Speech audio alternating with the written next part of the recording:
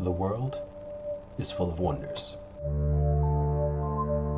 Magic is hidden in small moments. And monsters could be hiding just out of sight.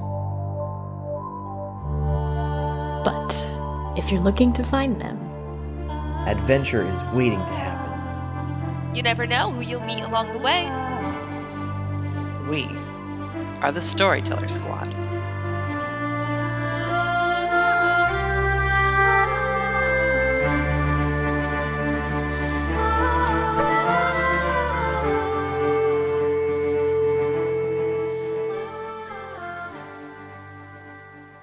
Hello, adventurers.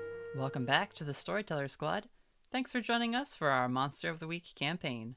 Before we begin, we've got to check in with those heroes. As you can tell, we have no voices currently. It's you!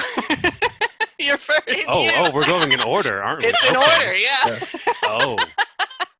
Well, fine then. I can be Hugo this time. Hugo Rashad will be played by Emery this week. Yeah, I should probably do the thing. No ghost is going to spill this tragic backstory. I'm Hugo Rashad, and this is NPR. Yes! I love this new format. Still scared of my boss, but I hear the Eastey Agency is doubling hazard pay premiums. I'm Agent Lonnie Whittaker. It's true. Wait, is that canon? Are they really doubling hazard pay premium? Probably. Better be. Or I'm gonna have words. someday I will cast another magic spell. But it is not this day. Hi, I'm Raven Eugenia. I was definitely invited here, and I didn't sneak in under the door as a cockroach. Everyone's favorite director, Damien Edgecrest. Woo! He's my favorite! I love rocks. I'm in charge of saving the day, at least until someone nerfs my playbook. I'm Felicity Starnbrook. Sparks are flying between this angel and a ghostly goth agent. Because Ross cut a television in half. What were you thinking I meant? I'm Aidan Brightwood. Let's have an adventure. Last time, our heroes faced down against the radio ghost in the corridors and hallways and elevator shafts of the Eastey Agency in Portland, Oregon. They managed to regroup after spending some time apart trying to figure out how to get around this building that was under a level 5 lockdown. They met with some of the agency's more monstrous personnel and were equipped with some body armor and given a chance to take down this ghost who seemed to be in the mood to tell a story, but with a slightly tragic slant to it. While Aidan and Agent Ross tried to protect the agents who had collapsed after being electrocuted in the lobby cafe area on the first level, the rest of the hunters traveled to Olivia Eastey's office, where the radio ghost was waiting for a confrontation. And it was brief. Felicity dug deep, and, she pitched a one-hit game and banished the radio ghost with her magic, but not before it was able to induce its painful memories effect on her and sent her reeling through some troubling visions before she was knocked unconscious. The ghost banished, the agency seemed to start returning to normal, the lockdown ended, and all the agents who had been zapped before seemed to be recovering slowly. And so, I think we will pick up with a little time having passed. We obviously could jump back if you guys want to address anything in the immediate aftermath of all that. Skip to Whittaker saying, "Holy shit!" Yeah. But I think it's fun if we open with Felicity. You have a vision to roll for, don't you? Because it's the start of a new session. 13. You get a detailed vision of something bad that is yet to happen. You take +1 forward to prevent it from coming true. You get a vision, Felicity, of a storm on the horizon. Dark clouds seem to be gathering. You're actually seeing them gather over Autumn Falls, not the skyline of Portland. You see a few lightning strikes, and you see a heavy rain start to fall, and you wake up hearing what sounds like the cry of some very, very large high-pitched wail. This sort of sad, lingering sound. It seems to emit a feeling of loss. You wake up having like that dream as the thing that you remember in between Radio Ghost and hitting the ground. You are in a bed. It's a very clean-looking, hospital-styled room, although you're not sure if you're in a hospital or just a different part of the agency. There are a couple machines hooked up to you, but it just seems to be monitoring your blood pressure and heart rate. And Aidan is sitting with her earbuds in a long sort of wooden bench with a cushion for the seat. And she's looking out the window and sitting there waiting for you to wake up. Okay, so I'm gonna wake up abruptly. Did you hear that? Or was that in my head? The yell?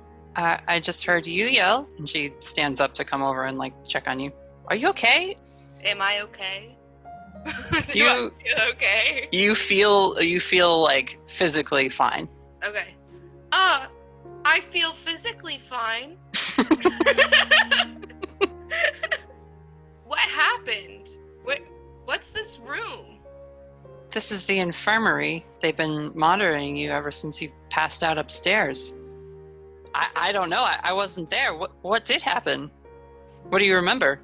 I killed a ghost. I think. Yeah, they said you did something. Yeah, it was pretty cool. You'll have to ask the people who were there, though, because I don't really remember much of that part. And then I passed out, and then I had some spooky dreams. Definitely nothing to be afraid of. I don't like how you're saying that. I don't like how I'm saying it either, but, yeah. And then I woke up, and now I'm here. Where is everybody else? She puts her hand on your forehead to be like, are you feverish? And she says, they're just here at the agency. I'm not sure where everyone is up to at the moment. Are they all okay? Yeah. I mean, everyone's fine. How long have I been passed out for, though? Because is this like oh my god, you've been asleep for 6 years? No, like nothing like that. No, Okay. I'm gonna be completely honest, Aidan. It's a little concerning to only see you waking up because I don't know how you age. So, like, it could have been very honestly 6 years, and like, how would I? Well, you're fine. It's only been a couple hours, and she like goes over to the desk and like takes a mirror to like show you haven't aged 100 years or anything like that. Oh. I'm just here because I don't sleep, and in case you slept through the night, we wanted someone. I'll see if I can find anybody or get the nurse to go get them or something. I mean, you don't. I mean, you're good. I like you. You can stay if you want. Oh yeah, no, I'm planning to. Oh, dope. Yeah, go see where everyone else is. So she steps out for a second and like asks the nurse, like, could you get my friends to come in here? Felicity's awake now. And I'm gonna get out of my bed, and as she's talking to the nurse, I'm gonna burst through the door and be like, I'm awake! both Aidan and the nurse jump. Just like, what? Get back in bed! Why? I don't know. They haven't discharged you or anything yet. Alright, good enough for me. Is Felicity dragging, like, I imagine they gave her, like, just a IV of saline to make sure she's not dehydrated, like, drags that to the door with her. Yeah, she's got that. She's got the little, like, finger clip, too, and, like... There's things beeping because she got out of bed. Yeah, 2 more nurses arrive, and they're like, we heard the cart, what's going on?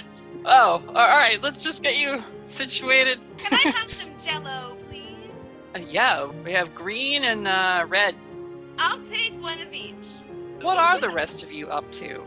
You're free to just sort of come in on this scene if you'd like to, or if you want to have a thing you're doing at the moment that Felicity wakes up.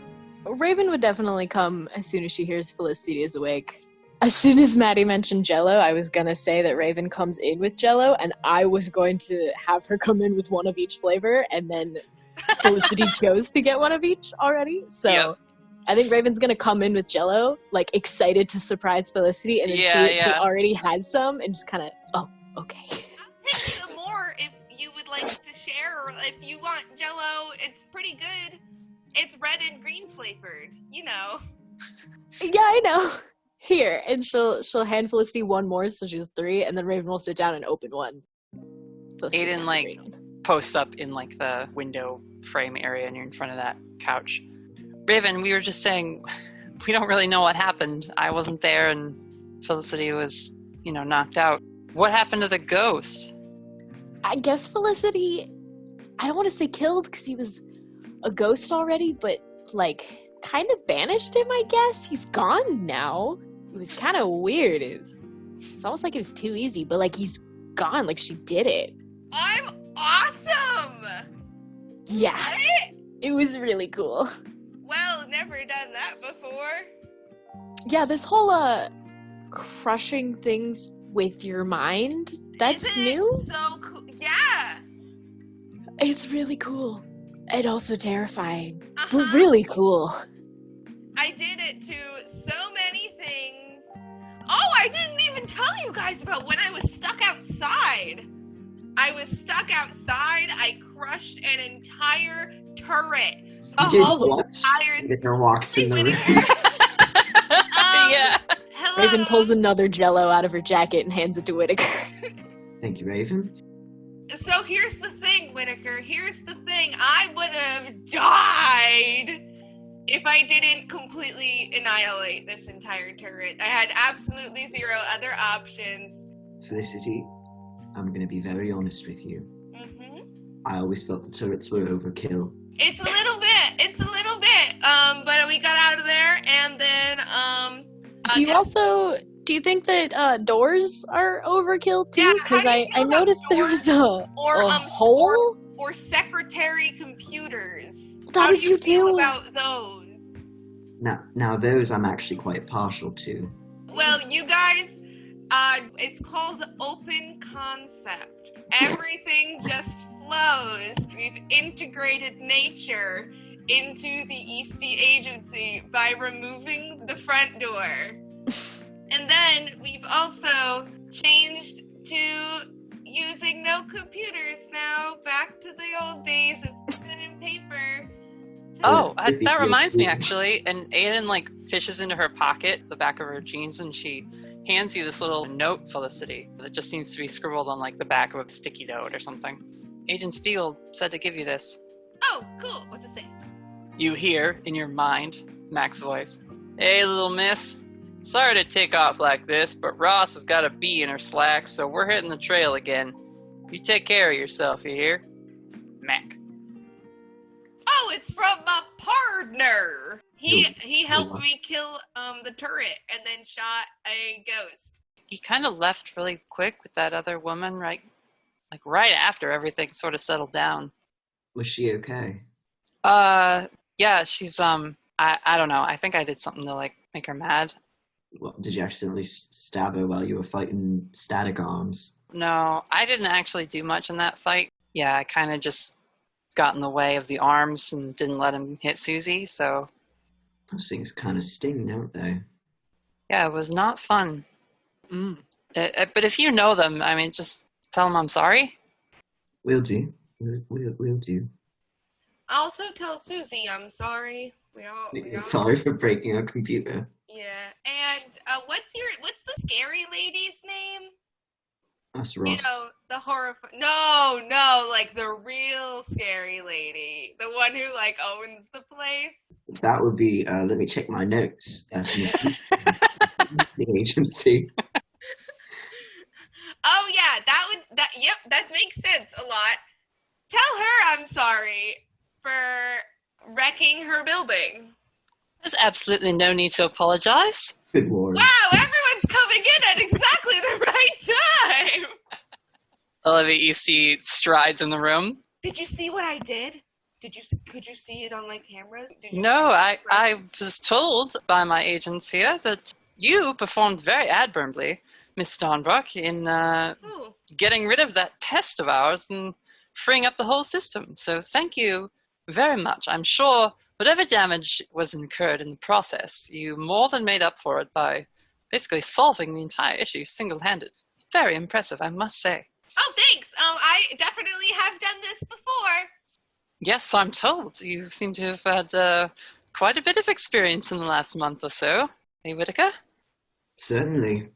She's one of our top newcomers, I'd say. Raven. I didn't want to interrupt, but Raven definitely has multiple more cups of Jello hidden in her jacket. She's been waiting for Damien to show up because she's saving a green one for him. He figured it's probably not appropriate to offer Mrs. Eastey one. She also doesn't want her to know that she stole a bunch of Jello, so she's just like crunching down in her seat, trying to act natural and failing miserably. Mm-hmm. Olivia turns to you, Raven, actually, and Aidan. Honestly, I'm very impressed with all of you. Seems you were able to respond under pressure quite effectively and handle the situation. That's rare in this field of work, especially from outside the agency. Thank you. We tried. We're a rare bunch. Yeah. Indeed.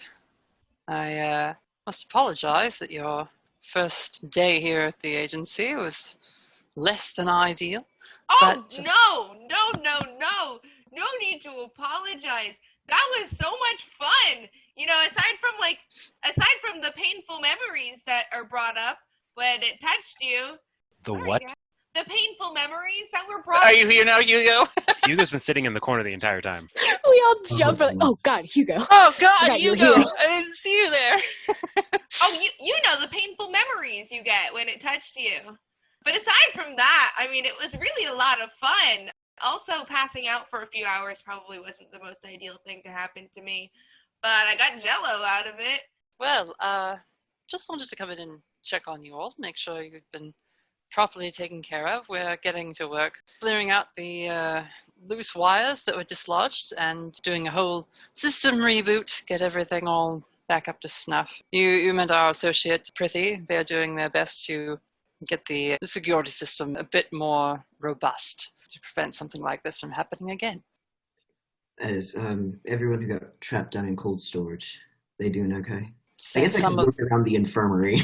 There's people with heating blankets on them and some folks who are sort of sitting up and just sipping warm drinks or soup. Norm actually is sitting there chatting with one of the other guys from the floor. Felicity hasn't met Norm yet. That's true, yeah. There's just an abominable snowman in a worker's uniform. She's silently squeeing to herself and desperately wants to talk to him, but cannot figure out what to say because she thinks he's the most amazing thing that she's ever seen. He's also across the room in a wing of this infirmary that you're not in. Oh, she doesn't see him?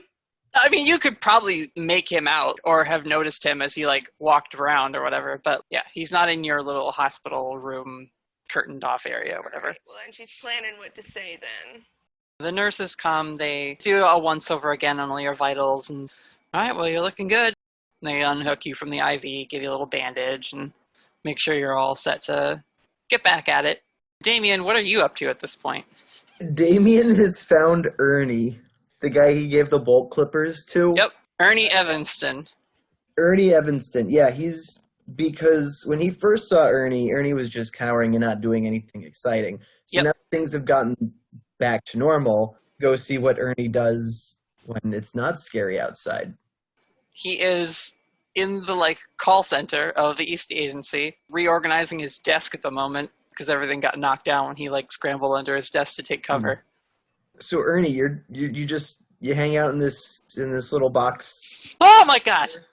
He hits his head on the desk because he doesn't hear you coming. Oh, it's you. Yeah. Hi.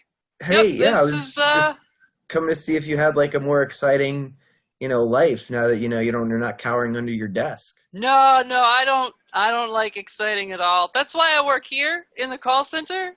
I'm more behind the scenes, guy on the other end of the line, helping out from way back. Nice. Solid. So what do you guys do in the call center? Usually we field questions from agents out in the field, if they need a quick Google search, but their phone got eaten by a slime beast. Nice. So you're just sitting. All right. Well, best of luck to you. I hope he's rearranging a collection of snow globes and stuff that he's got on his desk from vacations he's taken.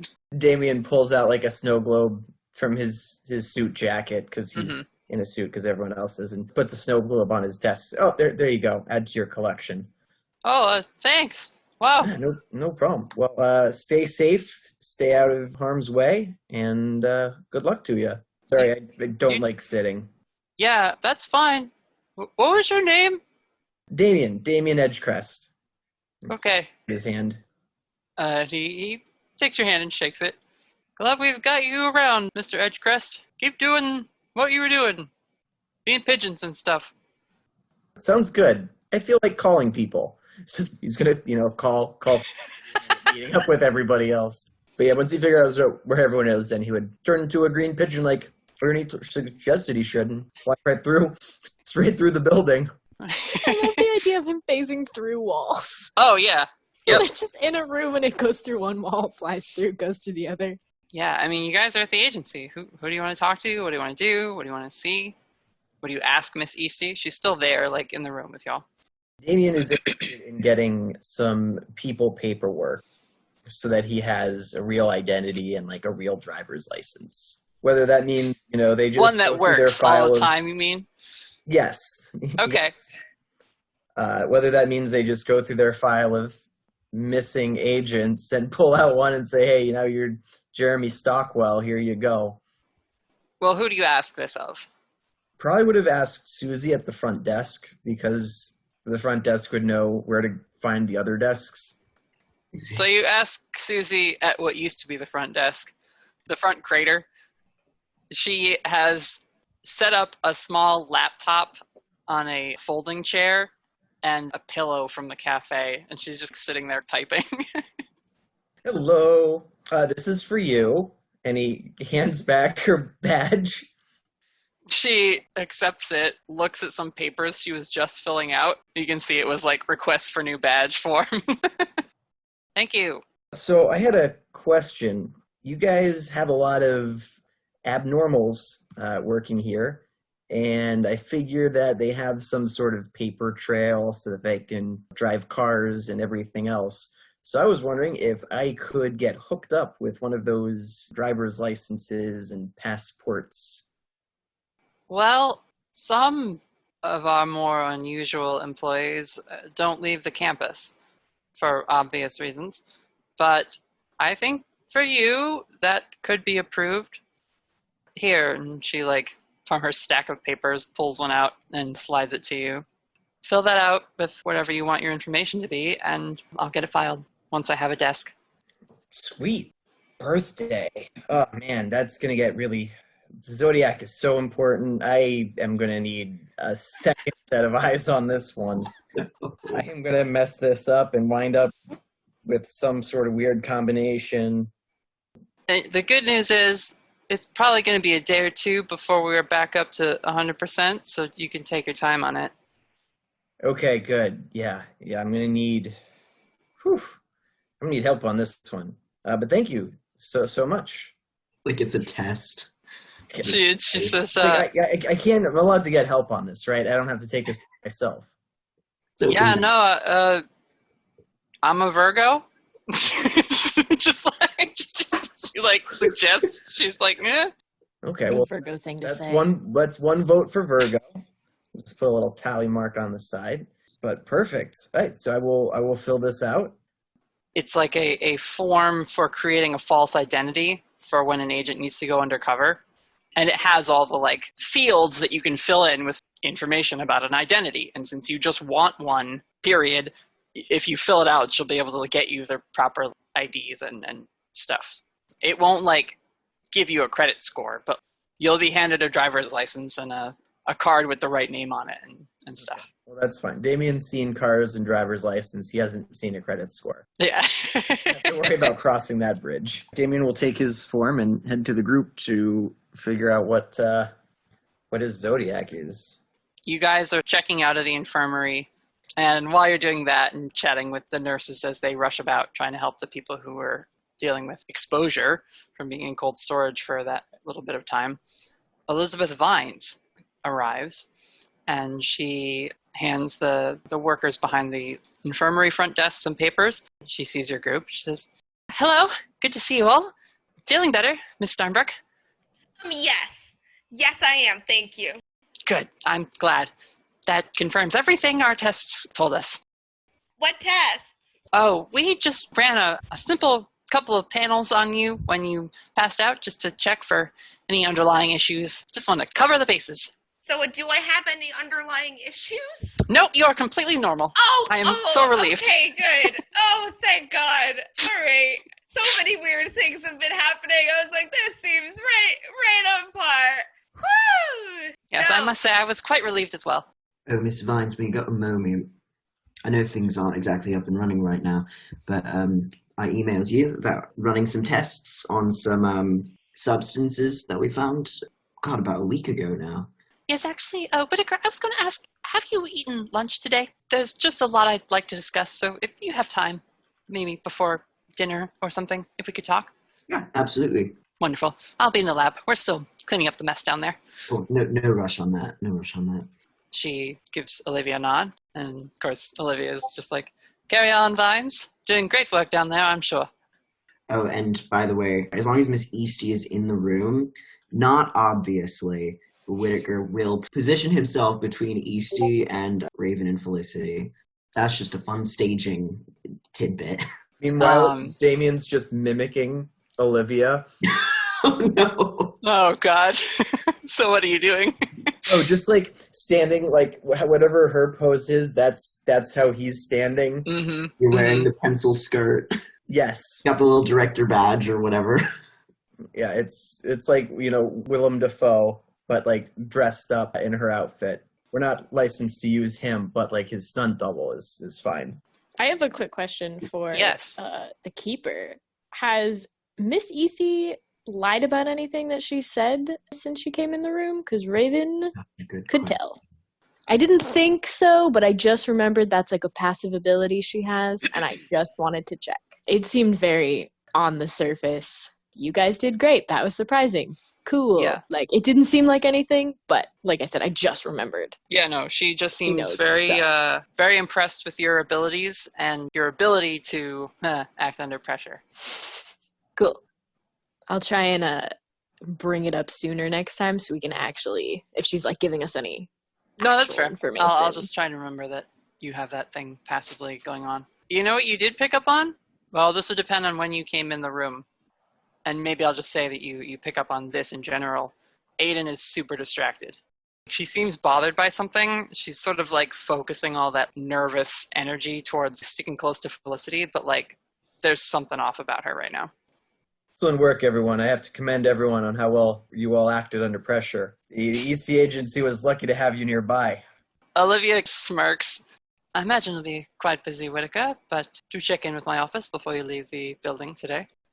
And so she bids you all a good afternoon. If there's anything you need, feel free to reach out. Whittaker has my number. Oh, And, actually, Miss Eastey, there is probably 2 things, maybe 3 things that I need. Can I please request a computer and a computer chair with like a Christmas bow on top?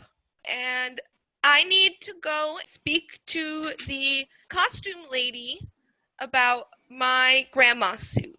What's your sign? Hi, Damien. What do you mean? Oh, this is for everyone. I'm trying to figure out what I want my sign to be. So I need to see what everyone else's sign is, and then I just go with the most popular one. I think by its nature, it's not really something you can decide. No, according to this form, I can make it whatever I want. That's I why think it's, maybe I mine have to is decide like a 45 mile per hour speed limit sign. Is that what That is the best answer you could have ever given to that. Mm-hmm. is that what you needed, Damien? It helps. Why is it asking what your sign would be? Well, I mean, otherwise I'm just like picking a date, and people really are, Ah! gonna ask me when my birthday is, and then they're gonna form Oh, opinions of me based on like that. stars. So, it's like, yeah, I don't want to pick a bad one. Oh, Not okay. Scorpio. Nobody likes those. Be a Well, my Gemini. birthday is February 20th. So basically, what that means is that I'm right in between Aquarius and Pisces. So I'm a little bit of both. August 28th. So I think that makes me a Virgo. I think that makes me a Virgo. Ooh, that's 2 for Virgo. I don't know what that means. Olivia, what's your sign before you leave to go do important things, like getting computer chairs? I'm a Taurus, but never put much stock in astrology. What about you, Hugo? So he takes a moment, he looks up, he's like, I'm technically a Leo, but none of that means anything to me, so... What is the current year in game? The current year in game, it is an alternate 2020, I guess, where COVID wasn't a thing. Okay. I'm properly putting down birth date. Nice. Oh, yeah, there you go. I was gonna pick a birthday for Raven and have her Was be a a- Taurus, and then Olivia Eastey just had to be a Taurus, and now I don't want to be a Taurus. Oh, But no. wait. But I don't Was know any of she the other stuff. lying about being a Taurus? Oh, yeah, that's a good question. Oh. Okay. Well, Raven would know. She didn't say how old she was. All she didn't said was say she how was old a she Taurus. She just said, I'm a Taurus. She has no reason to lie about that. We just don't know what year. Hugo, where are you at, buddy? Oh, he's still sitting in the corner. No, I know, but like, how's that corner treating you? Emotionally. Feeling comfy? Feeling good about this corner? You reading a book? Oh, he has a copy of the equivalent of Popular Mechanics in his hands, while at the same time on his lap is a copy of whatever the equivalent of National Geographic is. And Okay. he's just constantly going back and forth between the two. Just hospital lobby reading material. He's not actually reading them, though. It's essentially to make it look as if he is not as strange as he is, while the entire time he's actually doing his best to, I guess, assess Miss Eastey. She definitely commands a room. She strikes you as being very professional. She definitely has a not quite perfect polish on her because of having to climb out of an elevator and run around and being in cold storage and everything. You can tell she's probably going to like comb her hair and get looking fresh again after this ordeal with the ghost. If you're watching her, you'd probably notice Whittaker weirdly defensive around her for now. Yeah, Okay. Whittaker's super tense right now. Why is Whittaker always standing right there, like almost in a line with everyone? Mm-hmm. It's like he's playing basketball with nobody else. But how do you play that off, Whittaker? Well, I assume Felicity and Raven aren't actually moving that much, and Miss Eastey is not walking around the room that much. Yeah. So it's just like a casual positioning. Like he'd walk over to the reception desk to get like a pen or something. He's not directly in line at all times, right? It's just like Miss Eastey moves and he'll maybe like walk over a little bit. That's catching your eye, Hugo, for sure. I think you also can probably tell that Aidan is bothered by something at the moment. She's not like chiming in as much as she normally would. Raven, Damien, Felicity, any fun personality triggers coming off of you guys? What's your surface vibe? Damien definitely commands the room. Sean. Raven's still hiding Jello in her jacket, Oh so she my just vaguely looks God. a little uncomfortable. A little uncomfortable, and her pockets are a little Felicity bigger is than excited before. as always. She always wears like an oversized, bulky jacket anyway, but you can Oh, tell that's she's got like true. her hands in her pockets because she's trying to hold them in. She's given away Wow. most of them at this This point, is- but there's at least 2 or 3. This is a new side to Raven's character I hadn't considered, which is abuse-free samples, Raven Eugenia. Not abused. She got them with the intention of handing them out to everyone in the Of squad. sharing. It is approaching the late afternoon, early evening. It's 5 o'clock, but it's the summertime, so it's not like dark out right now. So Whittaker, you've got to go get lunch with. Or dinner, or, whatever. Like, when Lizzie asked that, she was meaning that you probably haven't eaten since this all went down. And that was like a few hours of time. Does his nicotine addiction count as lunch? Anyway, yeah, if nothing too urgent's coming up, he's probably going to go meet with Vines. I'm throwing it out there to you guys. You're at the Eastey Agency. It's getting to be dinner time or so. Still your first day there. You've managed to stop a ghost. Felicity is awake now after passing out. No one is babysitting you because Whittaker is with you. And Ross and Spiegel have left for some reason, so they're not around to be your agent escort anymore. Whittaker, if you would like to go off on your own, you can find a different agent to keep an eye on your friends. They can also just sort of wait in a public area like the cafe. You guys have quote-unquote free reign of the facility in so much as no one here is doing anything other than straightening things out and trying to get back to normalcy for tomorrow. What sort of free samples could one acquire from the armory? From the armory? There are no free samples in the armory. What sort of goodies could we sign off on from the armory? I would like You to should go probably get fill out my this suit. form first, and then I'll Oh, fill out the armory no. forms. I just remembered what my third question for Mrs. Eastey was. It's too late. She's gone. Right, I can field it to her when I go to her office. Ask her if I can have a job. It's kind of important. Let's see, right, I might have to talk to you two about that one, but yeah, I'll let her know. You're certainly welcome to just go have a team meeting in the cafe or somewhere, or, you know. Do you want some coffee? I would like some coffee, says Aidan. I could Oh go for man, some coffee sounds great. Let's go do that. Felicity, you can't have caffeine. We'll get her decaf. We'll get her a hot chocolate. It's fine. Oh, yeah, you strike me as a hot cocoa kind of Yes, person. or tea. Or tea. We'll get you a He's nice, probably the right way. calming, caffeine-free tea. Let's talk. Let's decompress. As you leave the infirmary, you see Connor carrying someone else on a stretcher. They're not unconscious or in danger or anything, but they've hurt their leg. They might have been tripped or fallen when they got zapped by their phone, and so he's just working with the relief team to help get people situated and checked out. He passes the group, gives you a little wave, Whittaker, and you see his eyes just quickly do a once-over of everybody you're with right now. You doing all right, Connor? Yeah, we got locked in the armory when it all went down, or the gym rather, because you guys went to the armory, so it wouldn't make sense for him to be locked in there. That must have been horrible for you. Well, I couldn't do anything to help, so making up for it now. That's good. That's good. He looks at you, Damien, and then looks at Hugo, looks back at Damien, looks back at Hugo. You're Hugo Rashad? And Hugo's going to point at Damien. Yes. He says, What can I do for you?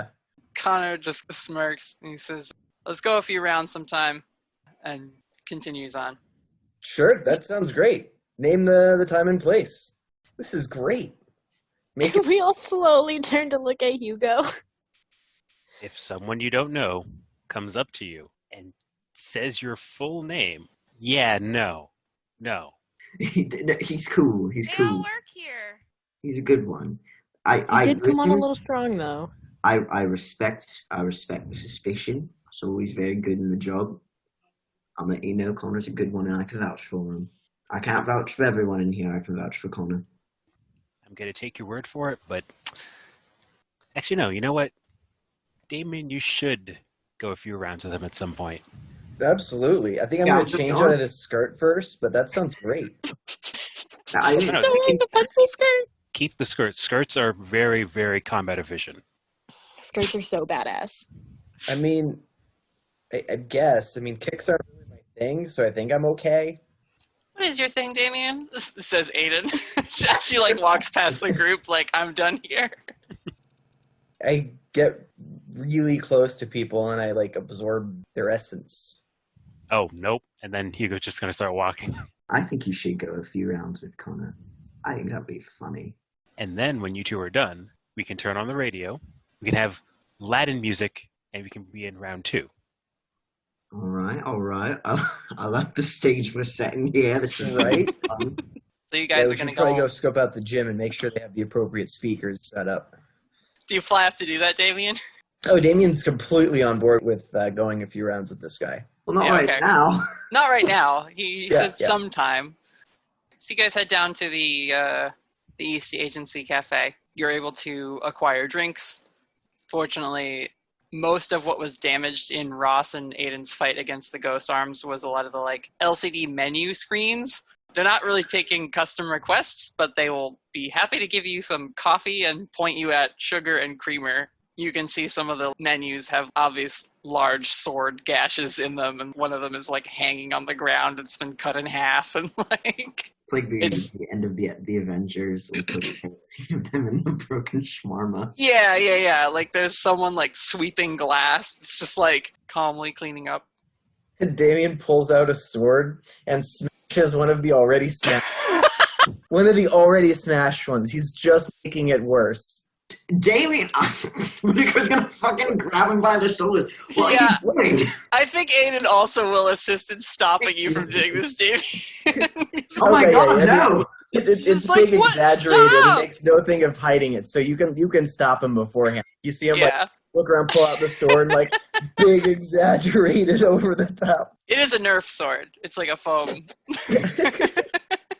It's just a kid's sword. Sorry, I just really wanted to smash those. We're getting coffee now. Coffee's trendy. We're getting coffee now. When Raven gets like some of the coffees off the counter, she's gonna slip a $10 bill in their tip jar and just mouth thank you at the employees behind the counter cleaning up. Yeah. I'm so sorry. I'm so sorry.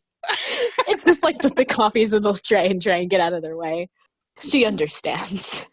Is there anyone else sitting in there, or is it just us?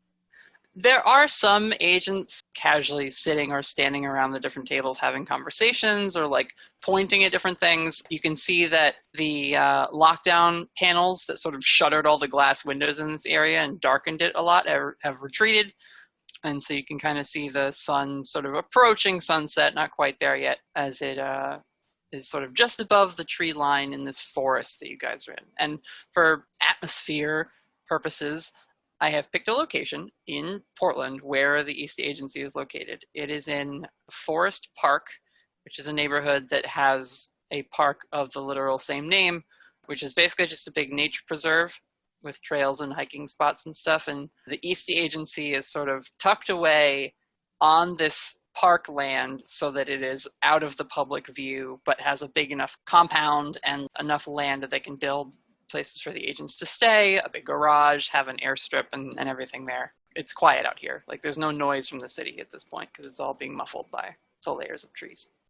Folks, I'd like to formally apologize. While I obviously had no delusions that the Eastey Agency was the safest place on Earth, I certainly did not expect a scuffle on day one. That was complete oversight by me, and I am very sorry you all had to be put in danger like that. How are we feeling? Does this kind of stuff happen often? I wouldn't use the term often. Is Whittaker lying? Whittaker, the appropriate response here would be not no. Not this specific thing, obviously, but like, this is the Eastey Agency. Like, this is kind of where this stuff happens, or is meant to happen because you guys are attempting to contain it or, you know, lock it up or whatever. Like, Yeah. Because, like, obviously they're prepared. Like, they have the turrets, they have the lockdown doors and stuff. yeah, But like, Raven's and trying this, to get a feel for, like, is this, like, a weekly or a monthly occurrence? Or, like, is this a yearly or, like, every 10 years it happens at this scale? yeah. Like, Why don't you I don't know. investigate a mystery, Raven? And the mystery That's being, like, a great idea. status quo of the Eastey Agency. That's a 10. If you want to ask any of those questions, you can. But I'm also going to start just subbing that in as like a general read of situations, which are not bad because that's its own role. I feel like I can ask what is being concealed here, knowing Whittaker's not really concealing it, but just to get a feel for what he means. Based on Olivia Eastey's reaction, Elizabeth Vine's reaction, Mac and Ross's reaction in the moment of the actual crisis, and like now all the agents who are just sort of picking up where they left off and fixing things and patching drywall, no one here is as fazed by this as a normal person would be. So you get the sense that like, yeah, radio ghosts, that was weird and scary, but this is the life these people have all signed up for, and so they're not as freaked out by the agency being taken over by a hostile apparition as, say, any normal person who hadn't lived this life already for a while. Yeah. So all these people here have seen this at least once of a similar scale. Yeah, if not a lockdown 5, maybe a 2 or a 3, like, and clearly none of them are bothered by weirdness. because they have very weird coworkers also. Mhm. Like, nobody bats an eye around Norm or Phoebe or Gimmer the Goblin. There are weird people that work here on top of the humans. I guess I get a second question, but I don't really need it. That's like everything. So, check in. Just go around the table. How you're feeling, Miss Eugenia? Fine now. I mean, we all survived. We got through that. Honestly, wasn't that bad. Thought it was going to be a big brawl at the end, and Felicity kind of took care of that. So I'm fine. Yeah, Felicity. You got anything you want to tell us? Like anything at all? Like what? Listen, it's just kind of a bigger explosion every time, and is there any insight into your massive brain that we could have to help better understand the extent of your abilities? Do you just like touch things and hope they explode? I think about what I want to do, and then it happens. So I thought in my head, I want this radio ghost to go away, and I want him to stop hurting my friends, and I was just kind of done with him. I don't know if you guys heard, but he was being really mean to me. He was being really mean, and so I just thought I want him to go away, and then it just kind of happened. Aidan's coffee cup is slightly crushed. You all right there? Huh? You spilled a bit of... Oh, God. She, grabs some napkins and... Seem a bit distracted. I mean, totally understandable. Everything all right? He got to me, too. Did he do the brain thing? Did he make you see sad things? Yeah, quite a bit, actually. Do you maybe want to talk about it? She stays quiet for a noticeable moment and just, without looking at you, Felicity, just pats your leg as she's sitting next to you. I'm just glad everyone's is safe. Raven pats her on the shoulder. Doesn't say anything, just gives her a comforting squeeze. Damien's sitting at the other end of the table. But, since people are patting each other, he leans across the table.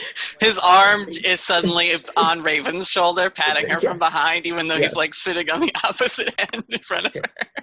Hugo is watching her intently. Yeah. She's shaken. Clearly, after you guys left and she and Ross were down here alone fighting the ghost arms, she had a rough time of it. She's not physically damaged because, again, those arms were not really causing a lot of physical harm, but yeah. She puts her hand on yours, Raven, and then looks at Whittaker, and she says, what are we doing now? Well, I'm not sure. I mean, I'm going to be following up with the thing we were doing over a week ago, which seems almost unrelated at this point, but we got to get back on it. I mean, we do what everyone else here does, which is pick up and move on, but I want to do that if people need to talk. I guess I wasn't sure what everyone thought after, first impressions. She looks at you, Raven. You can ask for a job too? Raven looks at Whittaker and is like, yeah. Yeah, I think I am. So I'm going to be honest with you guys. I'm not sure that's a good idea. And, listen, and I know... It's too late. I'm already an agent. You should have brought this up a long time ago. Well, no, I know it's a big 180 because I was quite gung-ho about it before. But Damien brought some interesting information to light when we were at the Eastey Agency last. And now that I know it, now that I've had time to process it, it does kind of check out. And it makes me a little nervous, if I'm going to be honest with you. Strong suspicion, he's going to lean in real close. Strong suspicion Miss Eastey might be vampire adjacent, something along those lines. And don't go spreading that around. You get from me, but what I'm saying is I'm a little concerned about that one. I'm not sure if I want you all under that influence. But, like, okay, so here's my question, though. You also work with the abominable snowman. Miss Stormbrook, vampires are different. Okay. Are they, though? Abominable snowmen feed on, what do abominable snowmen eat? No codes, duh. Yeah, ice burgers. No. No, Norm just eats, people food. He eats what's in the cafeteria, like. Norm eats cafeteria food. The Fae eat their berries or their honey or whatever. Damien eats whatever anyone else is eating. Yeah, it's not really an eating process. I just sort of dump it out later. He, opens up his chest and there's, just donuts and just a big sitting in coffee. It's a mess. Clink. The existence of vampires implies the suffering of humans. Because they don't eat raw meat. They don't eat human food. They eat life. They drain years off of people's lives. This is not like a fun, I have a couple of blood bags who I, take a drop of every once in a while, and it's all sustainable. No, they take lives. There is no there's no humane vampire existence as far as I'm concerned. No sustainable way they can be here and someone isn't dying because of it. Natalie, you can fact check me if I'm wrong. That is Whittaker's experience with a vampire. Whether that vampire specifically went around causing that effect, and there are vampires of different caliber and variety, you don't know. Yeah, I'm with Whittaker on this one. It's way too dangerous for everyone to join up. But also, she definitely has great style, and I want to be just like her. Hugo's leaning back in his chair, kind of chuckling a little bit. No offense, Agent Whittaker, but that's an interesting line to draw. It's just the one I know. She seems so nice. I've always considered her to be a nice person. Who says she isn't? Well, what I'm saying is, if she's sucking years off of people's lives, it doesn't really matter how nice she is. Having a good personality does not make you a good person. We can investigate the situation further. I don't want my fears to become your fears if it's not warranted, but... What do you want to do about that? I mean, she's your boss. She runs this place. I don't know. I came back so I could find out more. To see if it was actually as I feared and if things are actually going wrong that I don't know about. Doesn't it make sense to have some people in your corner? I don't know if that's a corner you want to be in if this is the case. Agent Whittaker, what do you know about mutinies? It would require getting a lot of people who have been working under and benefiting from working under Miss Eastey for a very long time. And some pretty damning evidence, I would think, too. Yeah, absolutely. Well, first we have to figure out if she's an Edward or a Dracula.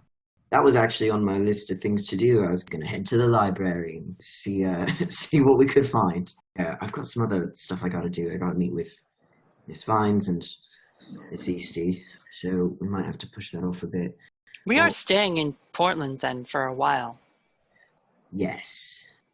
I didn't expect us to stay very long, but things are piling up a little bit quicker than I anticipated. I can drive you all back if you don't want to stay. That's fine. Oh, we can totally go clubbing. It's fine. I'm down to stay. Yeah, we can call out. They've got people at the Maple Leaf. Yeah. It's a sleepy town. I'll have to call my mom, but I feel like she'll be fine. I told my parents I'd be away for at least the weekend, so they wouldn't be worried. Yeah. Well, there are some good clubs out there, if that's something you'd like to do. It is. It's just, we've been in like a quiet town for so long, and I just want to be around a lot of people. We can go clubbing, Damien. I've never been. Fantastic. Stay close to Miss Eugenia, please. Don't worry, we'll be safe. Do you want us out of your hair then? We'll go check out the nightlife. Yeah, just text me, let me know where you're going, and in case we need to meet up later. In case you have any recommendations for nearby clubs. I would be clubbing, of course. Right, obviously. Obvious. Yeah, anyway. Well, do we take your car? Do we get a car? Is there a bus?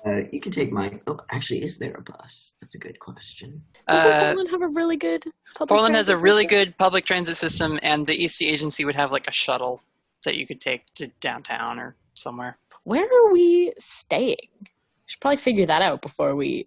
Yeah, that was decide to go kind of out what clubbing. Aidan was like questioning, so you guys would think about like, where are you going to stay?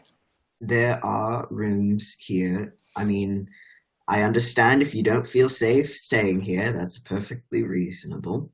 But there are rooms that you could stay at here. There are some hotels farther in Portland, which I can pay for if you need. Do we have to pay if we stay here? If you guys want to stay as guests of the agency, there are cabins that are like set up as sort of a company dormitory, but they're like separate buildings. 5 or 6 agents will be assigned. This is your cabin. You've got a living room, a kitchen, and like a room for you to sleep in when you're here in town. Are we gonna have a big group slumber party? I'll send you guys a picture. I was looking at Hell Portland yeah. real estate and was like, I gotta design the Eastey Agency. I think we're having a sleepover tonight, guys. Aidan's vote is to stay here so that everyone can stay with you, Whittaker, and like not split the group up. Sure, yeah. There you go. Oh, dang. Ooh! Whoa! Just I like made that noise and then realized I was muted, so I unmuted and then made that noise looking at another picture. Man, I'm glad I checked off well-financed on the Eastern bag.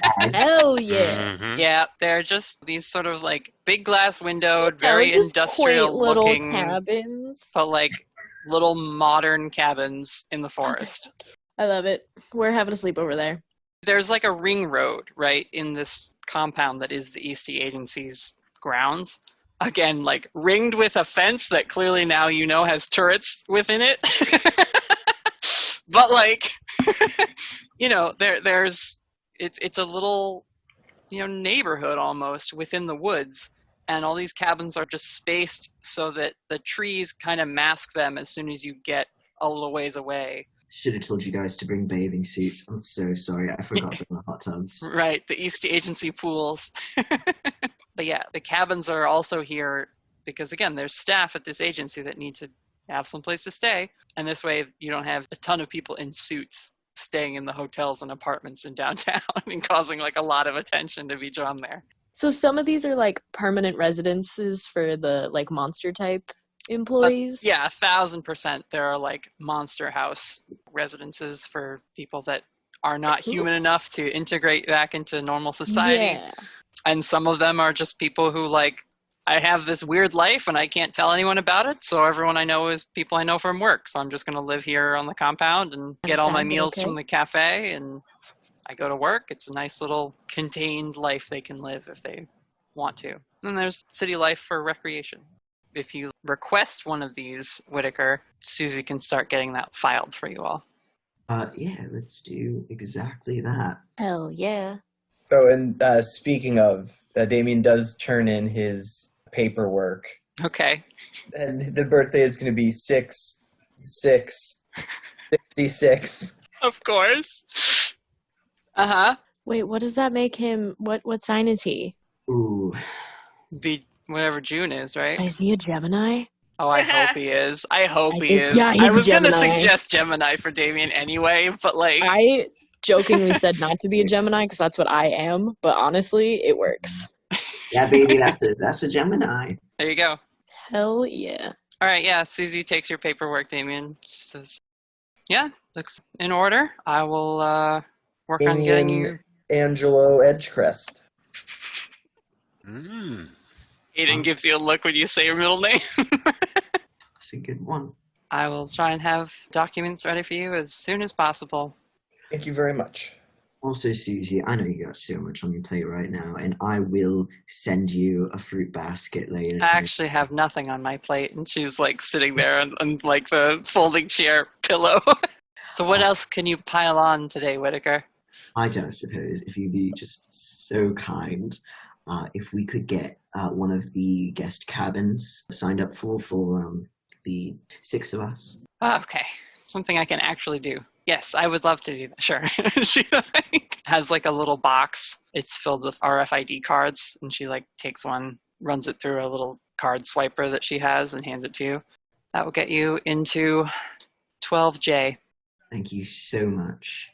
Susie! Yes? Susie, hi! Do you remember me? I'm the one that crushed your computer. I don't think I will ever be able to forget you, Miss Starnbrook.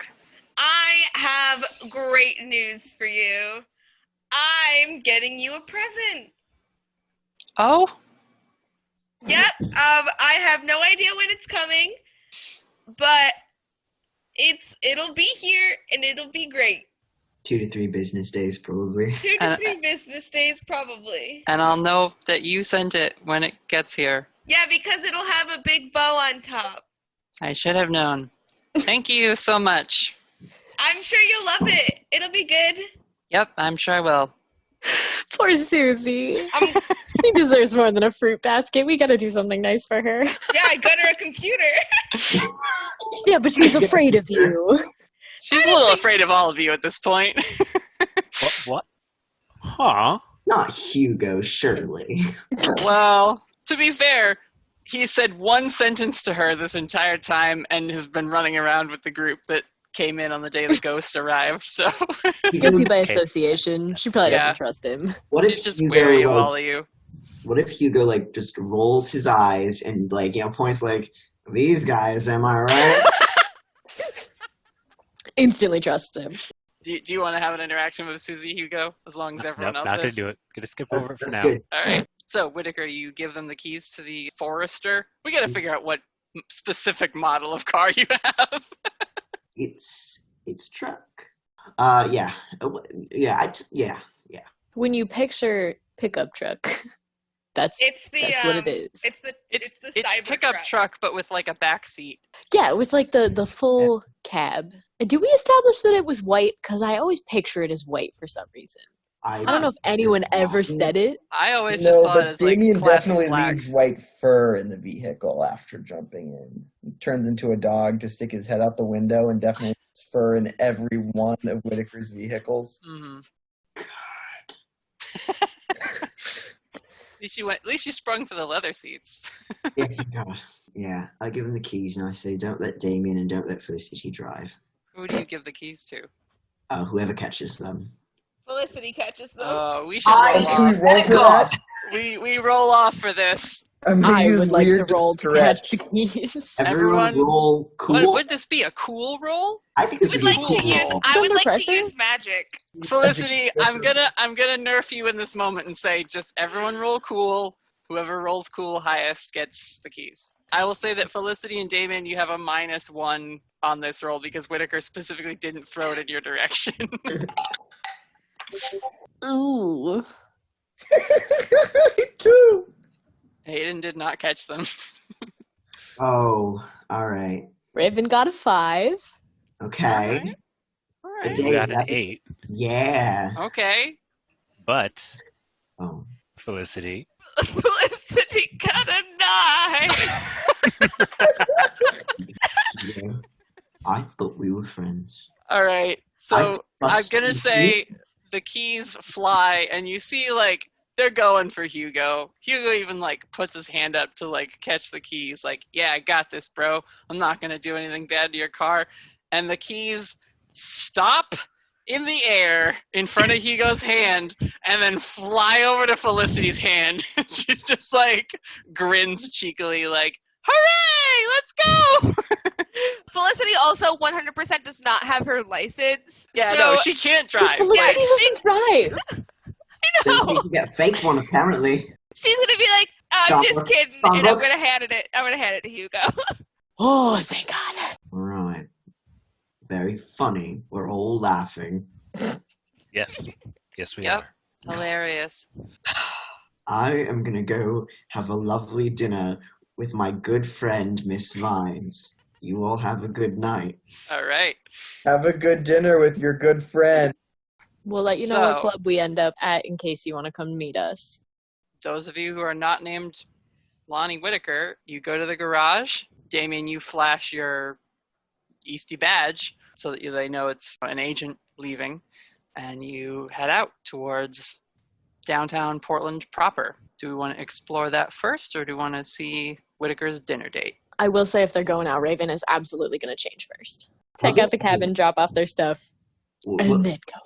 What's All right, yeah, we could. attire? Let's do a little montage. Let's say Whittaker tells you follow this road. You'll find the cabin. Just look for 12J. That's ours. You're able to settle into your rooms. It's very fancy Airbnb. The rooms are nicely turned down, and the counter is clean and everything. It does have that feeling of like no one's been in this building or like this home for a little while. Like it doesn't have like a lived-in feel because no one was using 12J, so it's just been like cleaned and then left closed for a while. So you kind of have to like air it out. There's some Aidan and Hugo feel right at home.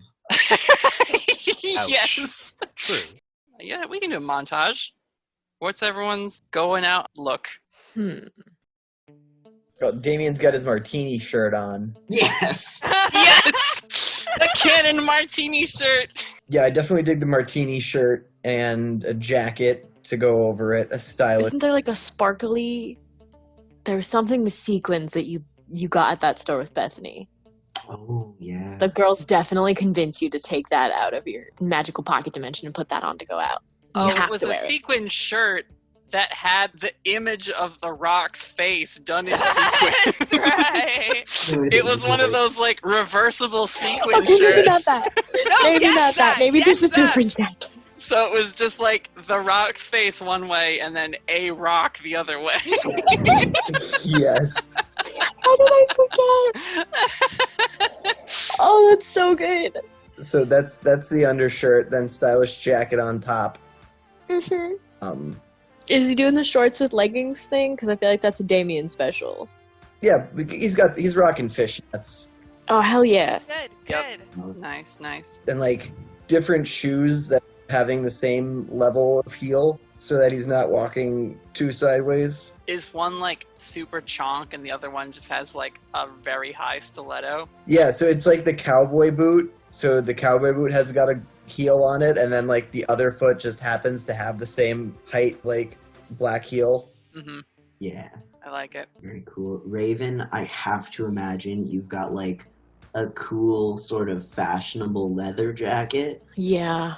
The first thing I thought of for Raven is that she's wearing black overalls shorts and then like a cute crop top under that and then the leather jacket over it because it's kind of chilly at night. And her hair, she pulled it up into two buns completely so there's none like hanging down. And then she does that cheesy rave thing where like in the middle part she puts glitter. Yeah. Yes. And she's definitely wearing black fishnets and boots, like black boots to match the jacket. Like a combat like flat type boot with just a lot of tread, or like Oh yeah, like Docs. And then, Maddie, you can completely disagree with me if you'd like, but I love the idea that Felicity did not bring any clothes to go clubbing and therefore had to borrow some of Raven's. I actually just picked out a club outfit for Felicity that I feel like is right. Do share. Okay. Please. Okay, so I am dying to know. Felicity is wearing the off-the-shoulder Ren Fair style tops, but they're like the Mhm. crop tops that like bunch in with like the Yep. big flowy sleeves, and it is a light sunflower pattern. And then she has on a pleather skirt that kind of flares out a little bit, comes to like just above the knee, and it has the buttons that go down the front of it. So cute. Tan pleather, not like black. She's not going hardcore. She's going cottagecore.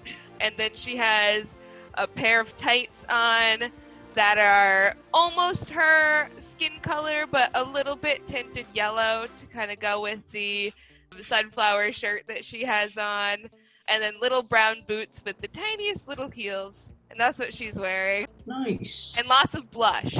Does she do anything to her hair? Because And every good going out montage needs people doing each other's hair, and Raven would absolutely offer. Felicity has never figured out much that she can do with her hair. She usually either has it all down or she does like a half up and like a bun in the back of her head and the rest of it is down.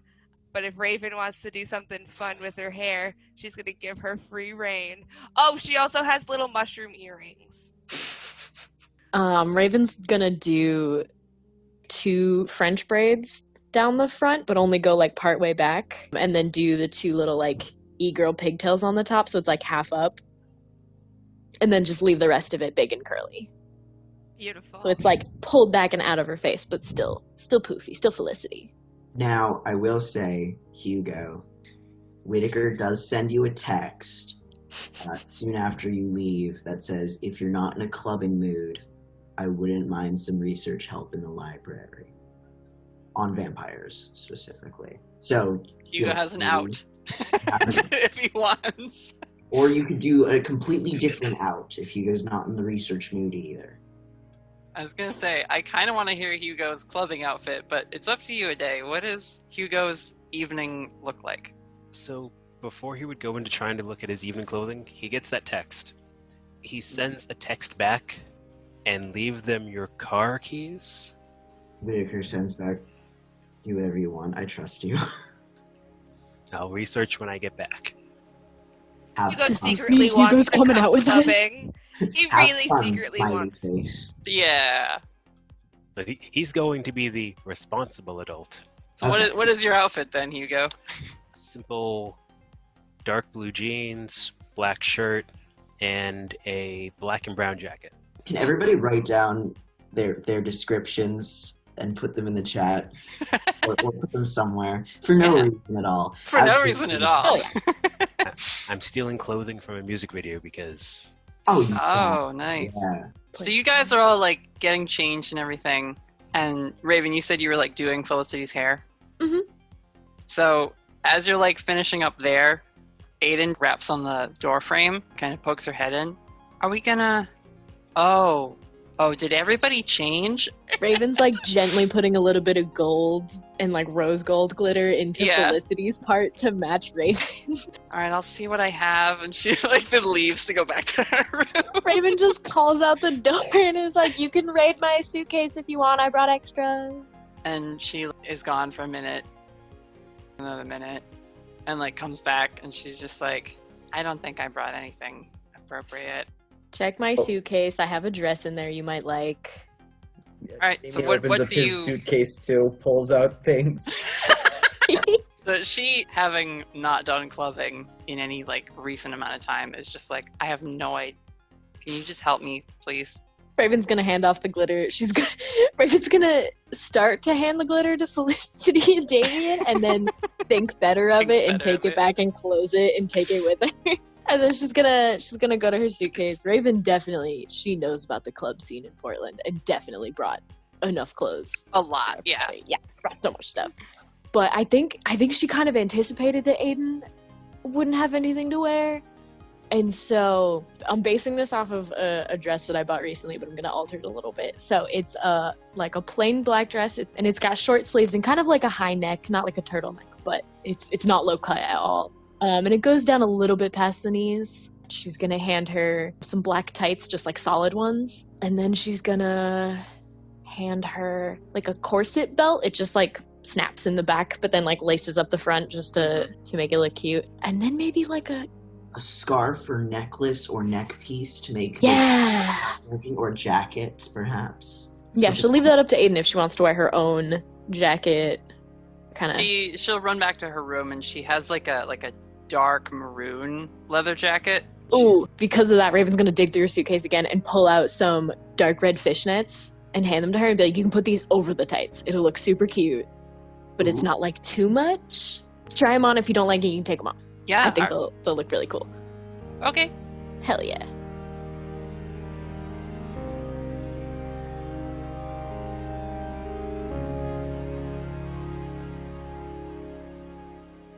Hey there, adventurers. No sponsors this week. We got busy and took a break from that marketing hustle. I did still want to thank someone who's helping us out with the podcast this week. Alexander Nakarada, hope I pronounced that right, of Serpent Sound Studios, is the composer behind some of the music we used in this episode. They have over 300 songs in their library of royalty-free background tracks for YouTubers, filmmakers, game developers, and yes, even us humble podcasters. I know a few folks who use their music for adding songs in post-production, and it's no surprise why. Not only is it incredibly generous to share so much work with other creatives through the Creative Commons license, but the quality of their music can't be questioned either. If you need a break from podcasts and would enjoy giving your ears some ambient music for a change, check out serpentsoundstudios.com, where you can find links to Alexander's Patreon, YouTube, SoundCloud, and other social accounts. You could also listen to their full library of music right on the website. I know I'm looking forward to finding more of their music to include in our show soon. As much as I love all the themes and tracks we've commissioned so far, sometimes it's nice to switch it up, like sending your players to go clubbing in a tabletop game about monsters. Despite whatever hijinks our heroes get up to in Portland, remember to drink responsibly, adventurers. Take care of yourselves out there.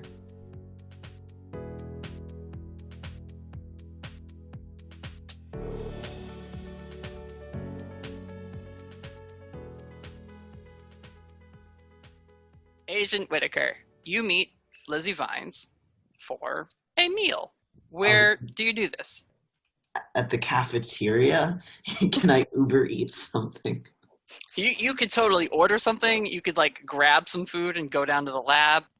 I'm gonna order some food from a nearby sushi place that we both like. It gets delivered. You manage to meet up with her. When you arrive with a bag and chopsticks and you're like, hey, she stands up from the panel that she's working on, which is the one that like exploded when the training session got interrupted.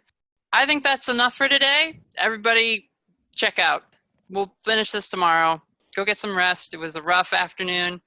And once everyone is gone, she goes over to the lab doors and uses her card access to close them, and you see it locks. And as you guys tuck in, she says, so I know today got a little crazy, but I hope you're ready for it to get even crazier. All right. Consider me prepared. I didn't get that many readings off your new friends, but I wanted to tell you what I figured out about your green friend. All right. And she takes out some papers from a folder and sends them across to you. They're very complicated. There's a lot of graphs and analysis information and stuff on them. But there are a couple diagrams, and she points at one, and it's of a double helix. How's your biology, Whittaker? It's, I graduated high school. Good enough. DNA, right? I do know that one. We, in our DNA, have proteins that pair together.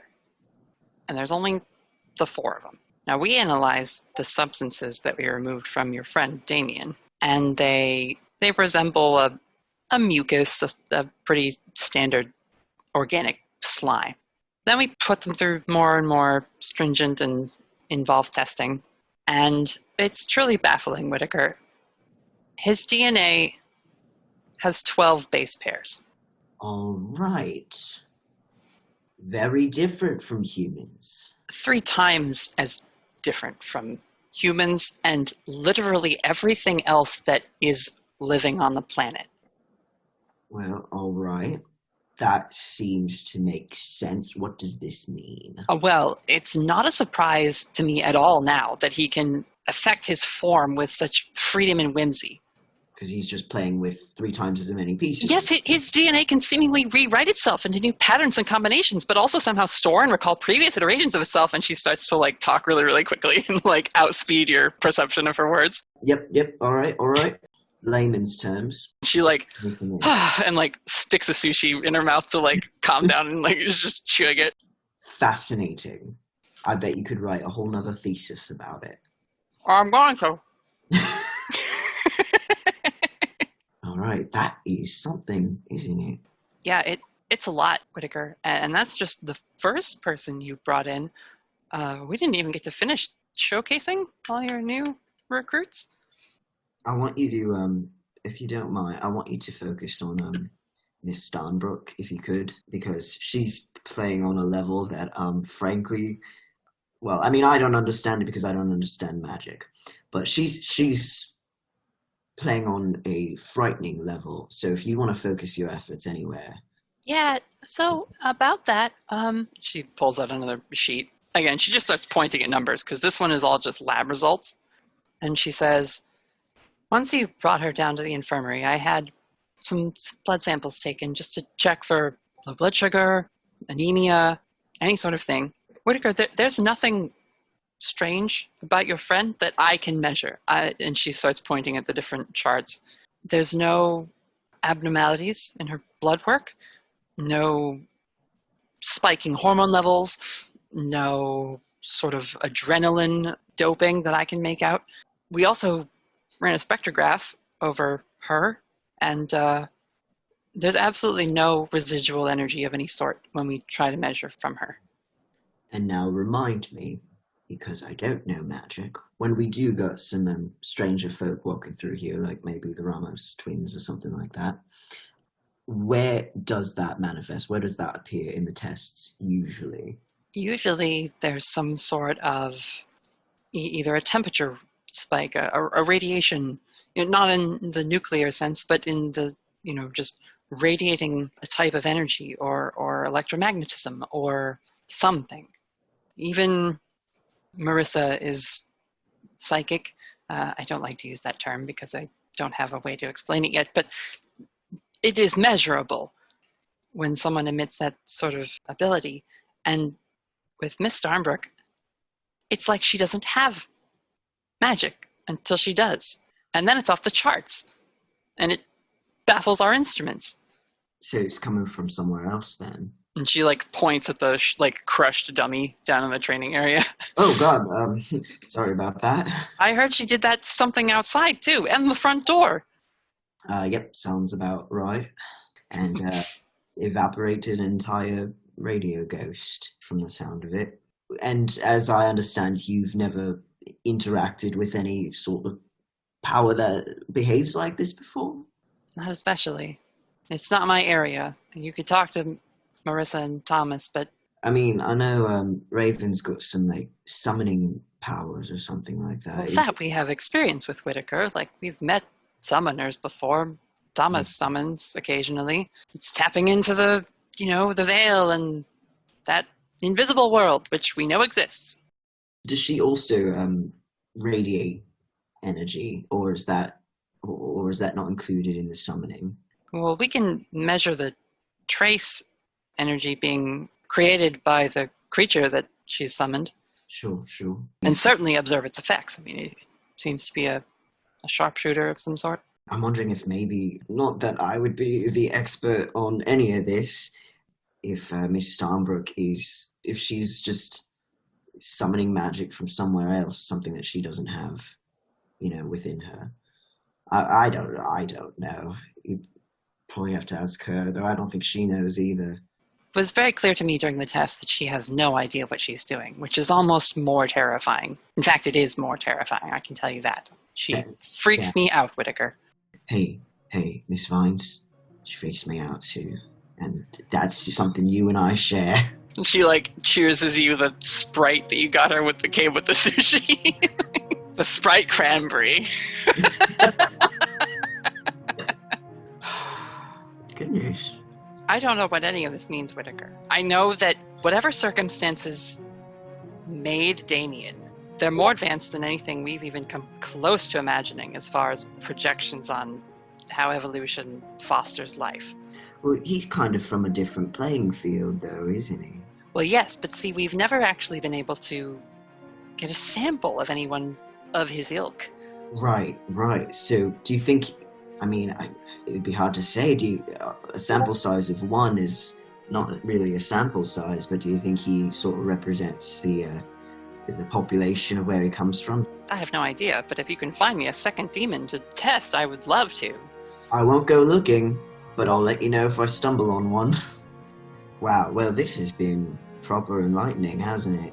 I just thought I should let you know what you're walking around with and driving in your car. I have more questions than answers, I'm going to be honest with you. Welcome to science, Mr. Whittaker. Yeah, no, that does shine a bit more light on the subject, if nothing else. Wow. I've actually a question for you that might be a little easier to answer. I hope so. How much do you know about vampires? There are a few old reports in the agency database, and what you told me about them. That's about it. Alright.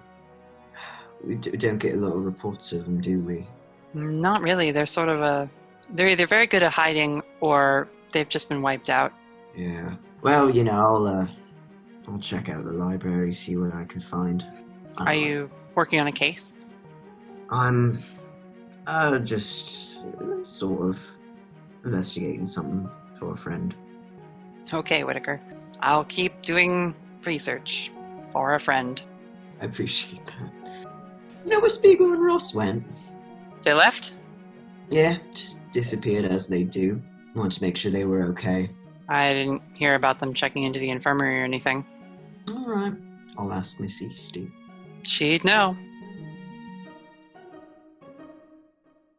I just want to set this up, because this is an interesting situation. You guys have the whole of a real-ass American city to now go explore if you want to. And I don't want to, like, railroad you into, like, you go to this bar and things happen. Like, tell me what you want to do. And if you want to even just pull up a map of Portland and tell me a spot you want to look into, I'll send you there, because I've got it. I'm ready. Damien is Sandbox, tell Portland, group Oregon. Here we go.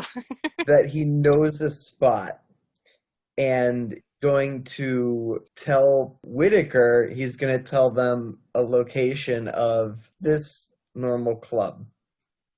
But he's going to take the group to the monster-friendly club, but also not tell them that that's what he's walking them into. So now if other people have suggestions or places on their to-do list, we can definitely, Damien will immediately be on board whatever that is.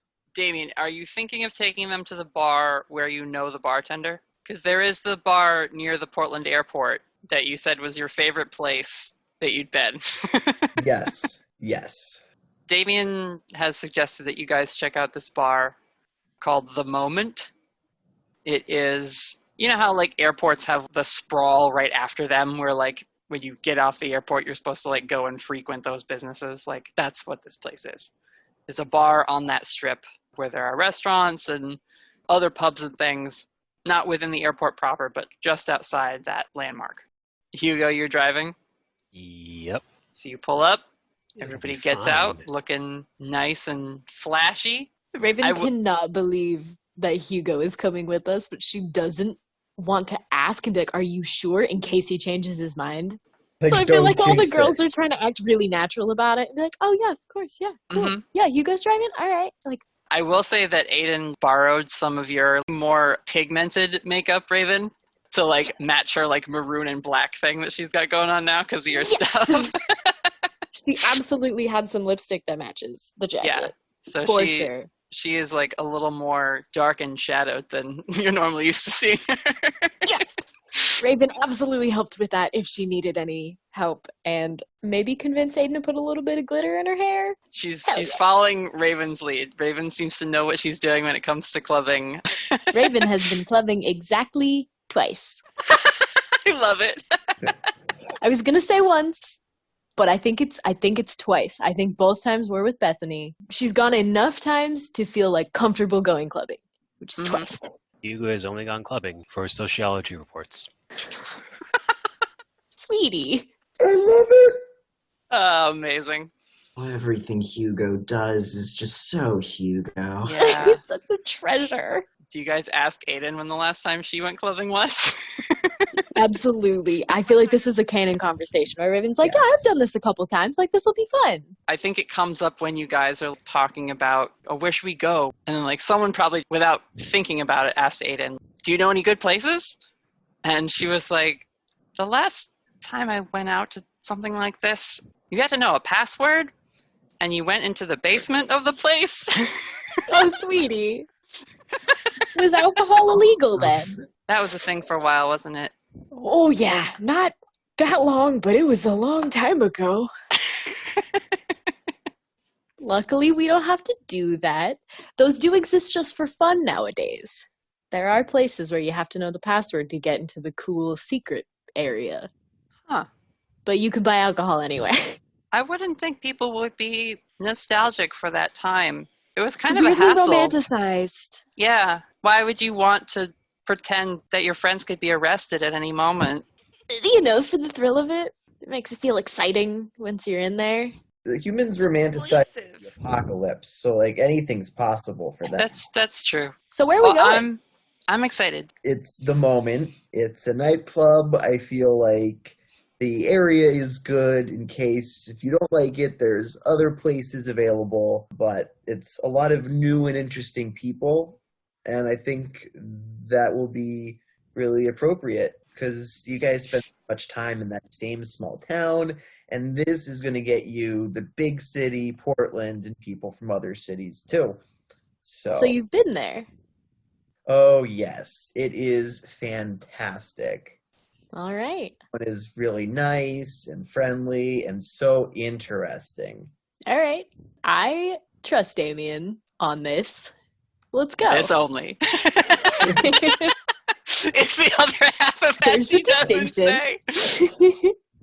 On this. There's nothing to worry about. I mean, we've got Aidan here, Hugo is here, Felicity can crush anyone who looks at us funny. Okay, I wanna make a ground rule.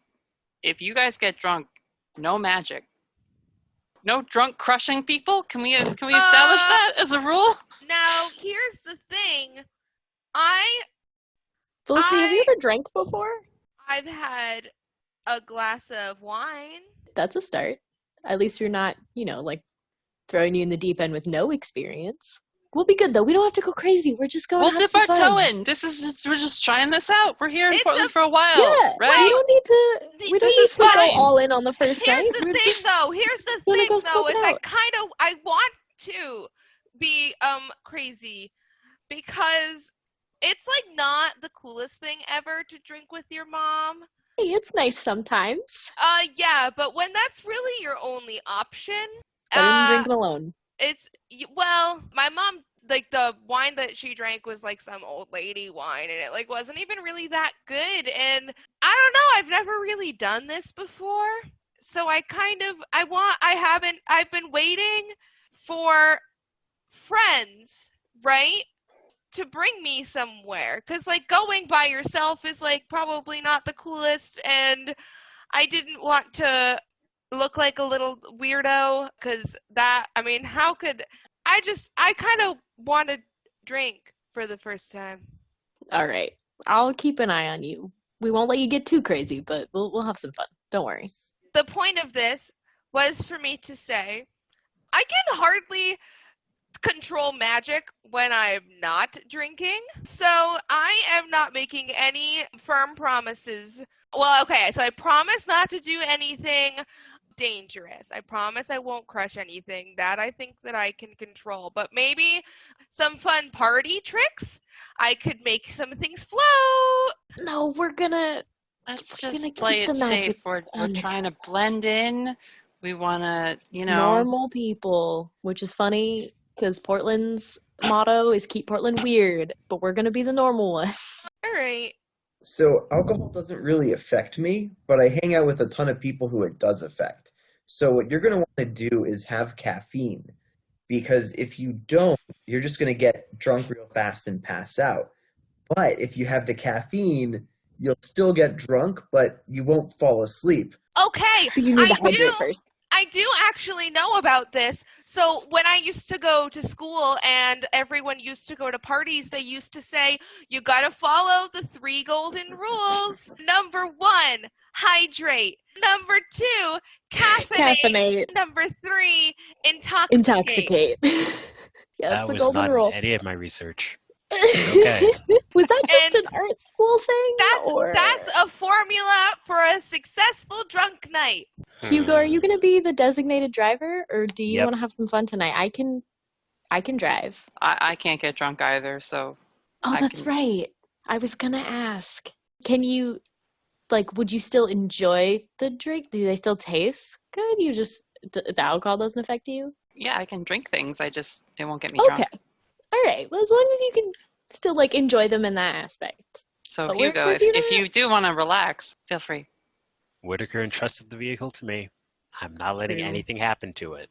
Whittaker, No Do you offense. not that's trust another Aiden? She's a literal Says, angel. Please have fun tonight, Hugo. She's a literal angel. Nice. Yes, Aidan is a literal angel. Who can't get drunk? That doesn't mean she drives well. I drive perfectly fine, Hugo. What? Yeah. I've never actually seen you drive. Yeah, well, Yeah, carbon Aiden drives- footprint. I don't have to drive. I can. She He has to drive she to explains work, how so she doesn't just show need up. a car, so she doesn't have one, but she learned to drive. I It forgot. was admittedly a while ago. She does hitchhike a lot. Oh my god. Aiden, your safety. I guess if someone was going to try and kidnap you, you could just bamf out. We This is should a go. really We've long car ride to the We've bar. been sitting here in the parking spot for 15 minutes. Oh my god, we're here? Yeah, no, you We've guys been here for made it quite there some time. very quickly. Yeah. This was all right, This is team ground rules, plan, guys. plan Yeah. of action. We're about to go in, and you've just been in the car this whole time. We all have each other's cell phone numbers. Everyone's Raven- fully charged. Reaches inside her jacket and pulls out a little, it looks like a lipstick, but it's actually pepper spray. And she's like, Mhm. every time I go out clubbing, I bring one of these just in case. You never know. Oh, me Yep. too. Oh my Oh my god. That's so Damien. Damien, was that pepper spray? I love the idea of David just having pepper spray and using it like a breath mint. Spicy. That's so good. God, no, if we, that's what gets us out of the car. Especially because he's Damien immortal. sprays So it he in can his just mouth. Damien pepper do sprays his harm mouth, anyway. and everyone's Yes. Burst out the doors. Eyes watering just a little bit. Yep.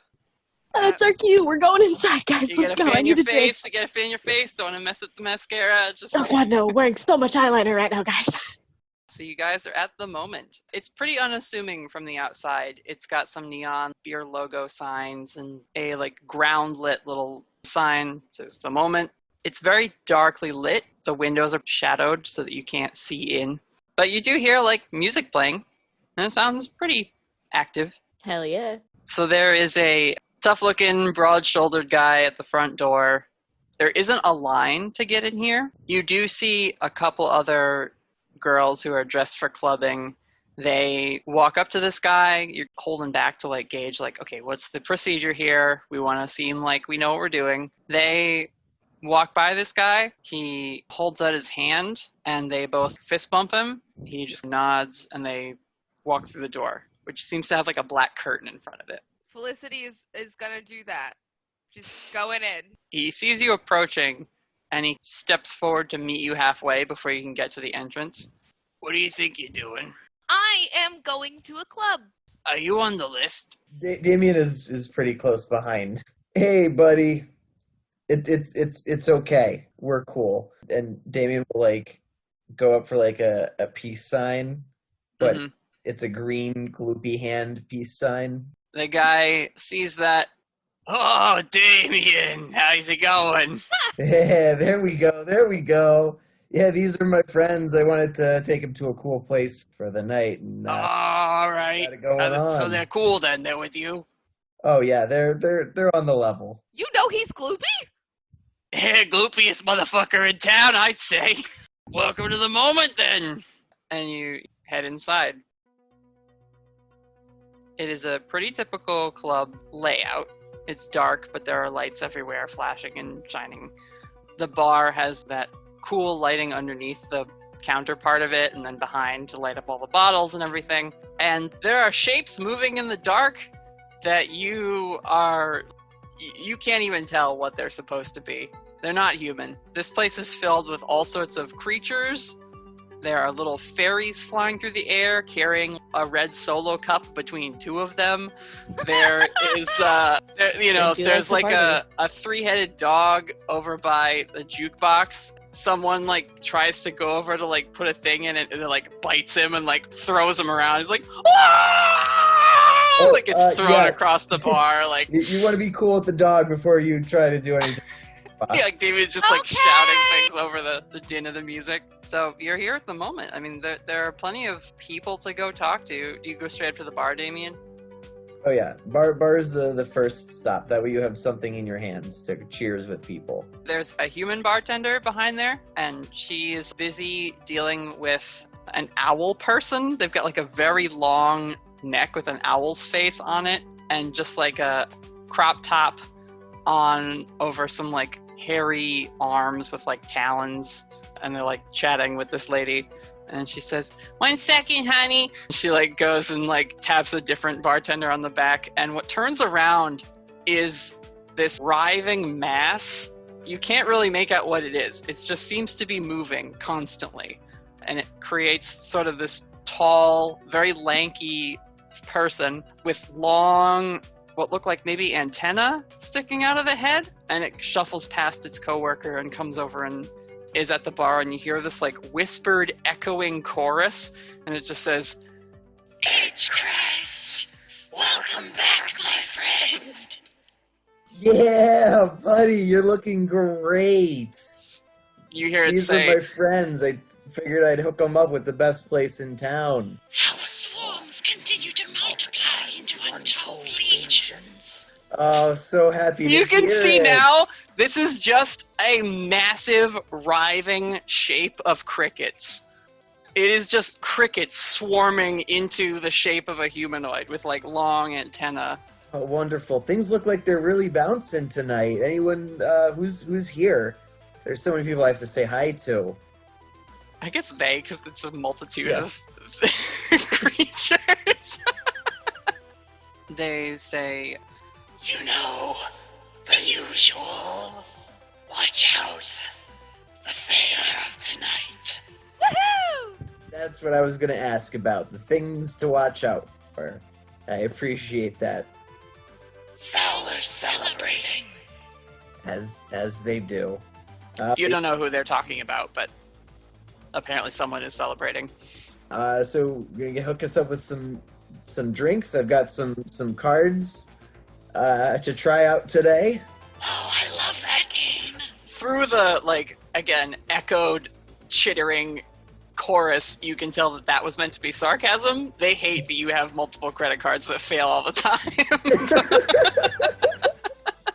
They're a very busy construct of insects that doesn't have time for your bullshit all the time. I like the fact that Raven is absolutely horrified by this thing, but she knows he was lying. Yeah. Are you having the same sort of reaction that you had to Phoebe, Raven? Not as bad.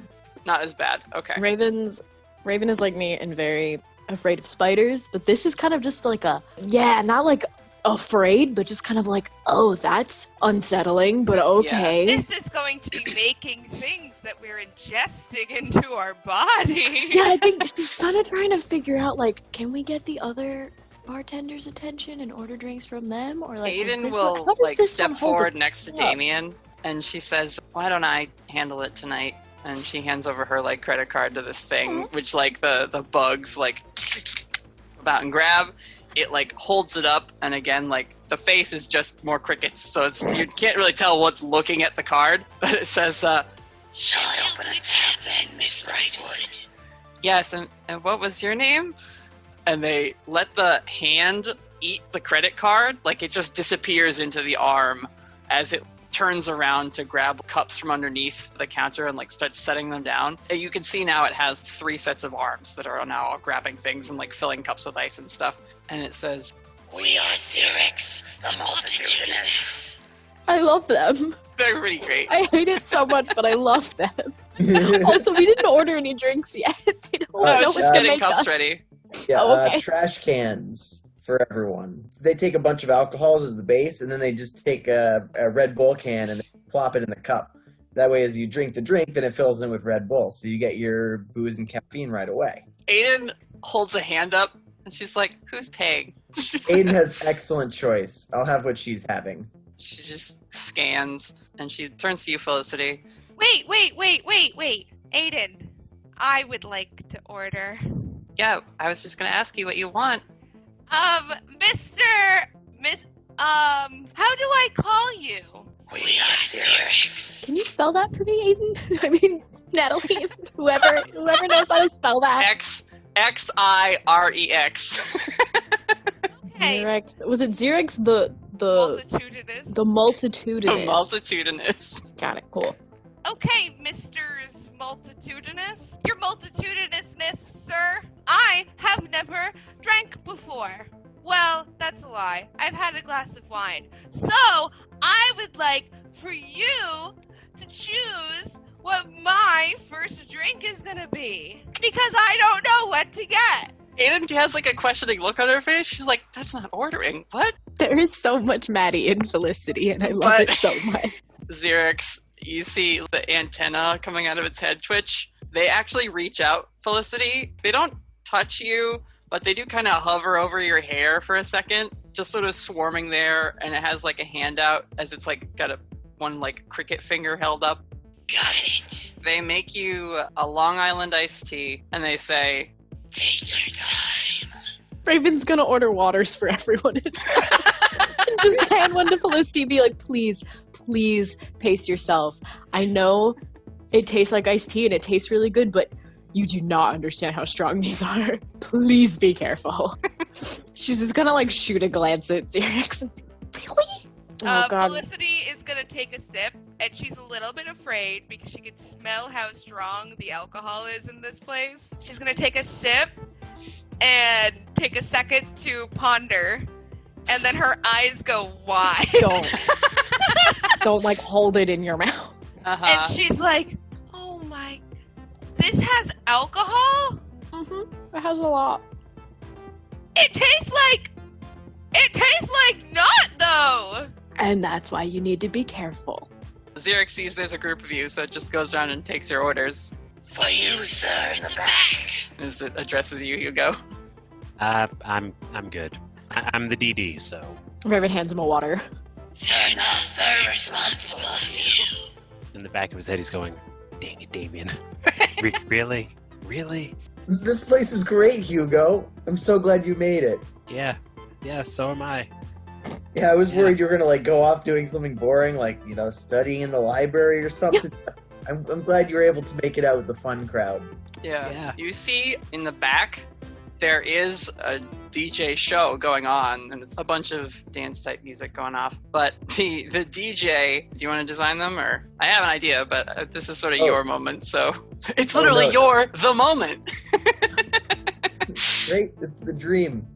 No, if you have things in mind, this is your world. I'm happy to be a part of it. The DJ, it's sitting on a pedestal, and it has these big, massive paws and these leathery bat wings on its back. And the wings are occasionally flapping or like dancing with the sound. But what you see is a chimera, a lion head, a goat head, and like a fiery serpent head.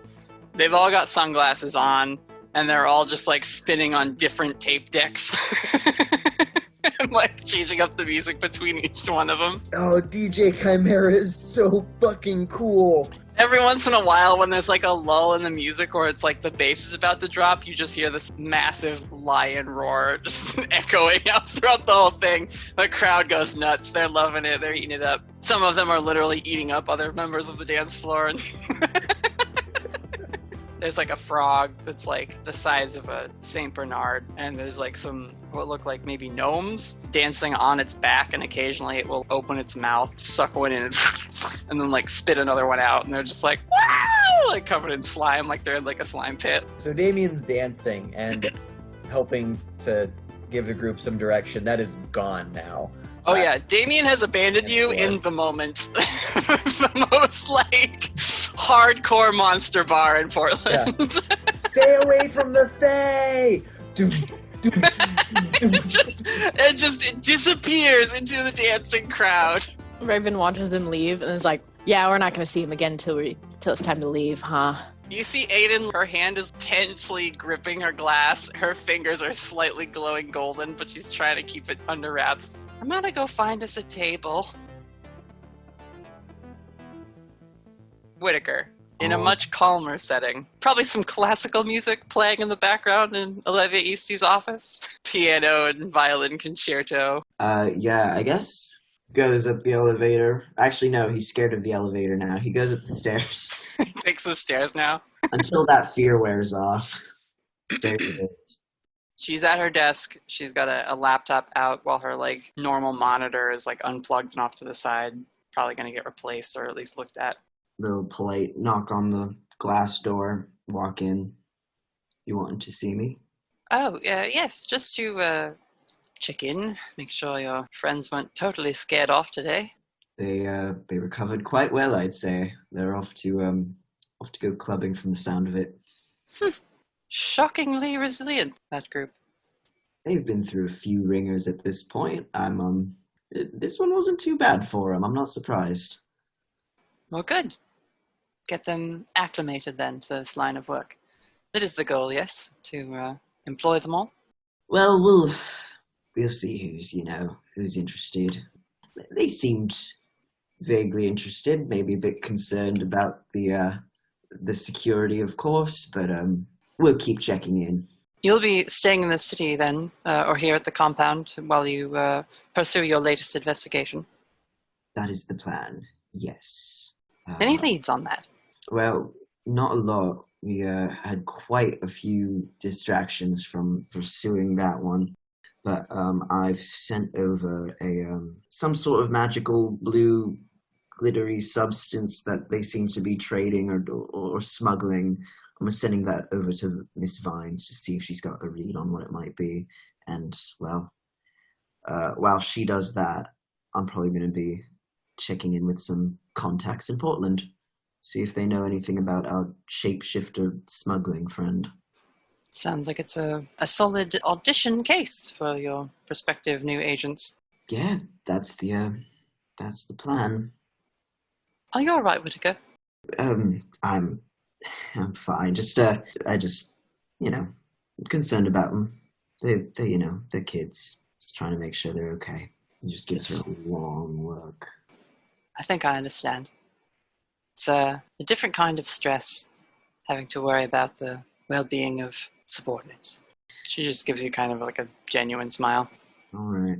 Yeah. God, is there any role I can make? Tell me what Whittaker wants to do in this situation, using his keen detective brain, and I'll let you know. I mean, I guess he just wants to look at that smile and tell if it's genuine, but I don't know if that's not really like an action. That's more of just like a... Could read a bad situation, I guess. I will read a bad situation. That's a 12. Wow. I guess, are there any dangers I haven't noticed? Is there anything about her expression or her manner that, would betray? Is she hiding anything? She seems fairly at ease. You guys have had a pretty cordial relationship ever since a year or so into your working here. Your track record makes you one of the more, trusted agents. While she can't let her guard down completely around you, she feels, comfortable enough to just sort of, talk without the air of, all right, agent, here are your orders, and good day. She can talk to you. And she says, I'm curious, how much of a security risk is this group really, do you think? It feels like a bigger one every step. Damien is a bag full of mysteries that I still don't really want to poke my head into. I was reading the report from Miss Vines this evening. Frightening stuff, to be honest. And the only real word that we have that he's not going to do anything is his own word, and the only reason we're trusting him is because he says he's not going to do anything. And I mean, I'm going to be honest with you, that worries me sometimes. And well, Felicity's becoming a bigger, shinier bag of mysteries too. What about the other two? Miss Brightwood, Mr. Ashad? Like I've said many times before, my understandings of magic and whatnot is quite lacking. She pulls a report out of one of the folders on her desk, and she says, I have an email here from Agent Ross. It says that they're more than they seem. What do you make of that? She kind of slides this printed out email across the table to you. Basically, in the heading, Radio Ghost agent report, Hillary Ross, attention, Olivia Eastey, blah, blah, blah. It's not long. It's written like an email you would shoot off to someone just as like a heads up almost. And it says, it has a list of everybody by last name. And it just says, Starnbrook, threat level, big question mark in bold. Oh, that's fun. And it has Edgecrest, threat level, minimum. It's a little insulting, honestly. See, I feel mad on behalf of him now, but... Again, this is from Ross. All right. And it says, Rashad, threat level, low, and then a dash, more experienced than letting on. Brightwood, threat level, 3 big question marks, more experienced than letting on. And then Eugenia, threat level, low. God, I want to know what my threat level is. And then there's just a note at the bottom, and it says, Whittaker is in over his head. Story of my life. I'm not sure, but I will say this. I think there is a lot about Aidan, about Hugo, that they haven't told me. That's just the truth. How much have they told you that you haven't told the agency? Because on paper, they're not very impressive. According to Ross, however, they're a bit more than they seem. If I'm going to get my hands dirty with them, I'd like to know what I'm dealing with. I'm sure if they want to get their hands dirty with us, they will give you that information. But I do know this. While I'm not sure how to vouch for Damien, I can say that I trust Hugo and Aidan to be some of the better morally aligned characters I've seen in my time, and that I feel very, very positive of. So regardless of what Ross thinks of them, they're pointing in the right direction. I know that there's a bit of interpretation needed when reading Ross's briefings. If you're vouching for them, then really, I suppose I just have to trust you in order to trust them. Fortunately, I do. Why did you agree to hire me back when I first joined? Because I told you what happened in England. Well, your track record was exemplary, if a bit fraught with tragedy. And I found that, while it might be sad to say, that those who get a rather unpleasant close look at the world we deal with tend to be the agents with the most conviction. And I need agents with conviction as part of this organization. How long have you been running this place for? Did you always believe in what it was doing, or was it just family business passed down that you grew to love?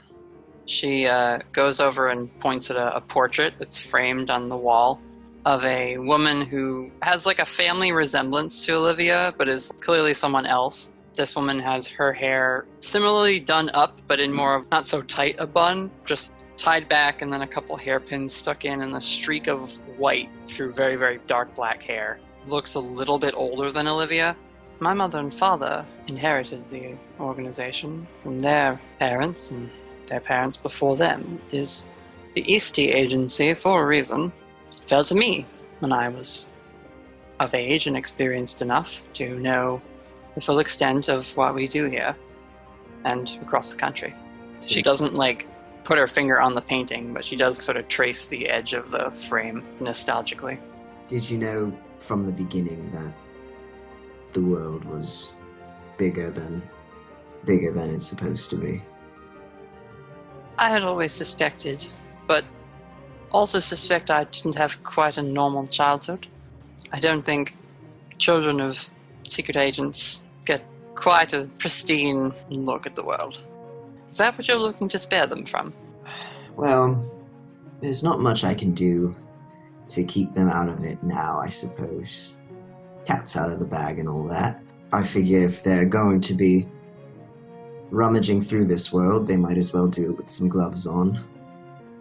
It's my hope that connections with this agency will give them those gloves, if nothing else. That's what I want for them, if anything. Well, we'll see if we can't do that for them. Is checking in. Is that all you wanted for me?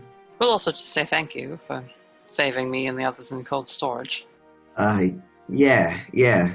Though I didn't see you in the infirmary. You seem to spring back pretty well. Yes, Mr. Northunder said that he should prioritize the director of the agency. Bit calculated from him, if I'm being honest. Certainly. Glad everyone made it out all right. I think most of our agents are making a recovery. I don't suppose you happened to get grabbed at all by the staticans that were appearing every which way. No, I think trapping me down there might have been its goal. To get the queen off the table. A solid strategy. Well, I suppose with that, I better go get back to work. Oh, do you know where Spiegel and Ross went off to? They left rather urgently. They did not tell me what they were going to investigate, but then again, as senior agents, they do have that prerogative. I'm sure whatever it was they were investigating was either related or they needed to get away from it all. As you know, they're not the most social pair. Fair enough, I suppose. Take the night off, Whittaker. I think you've earned it. I'll try to. And with that, Whittaker will leave. Whittaker heads down the stairs. Olivia Eastey sits down at her desk, shuffles through some more of the papers, files them away, goes over to her little bookcase, and turns the knob on an old radio.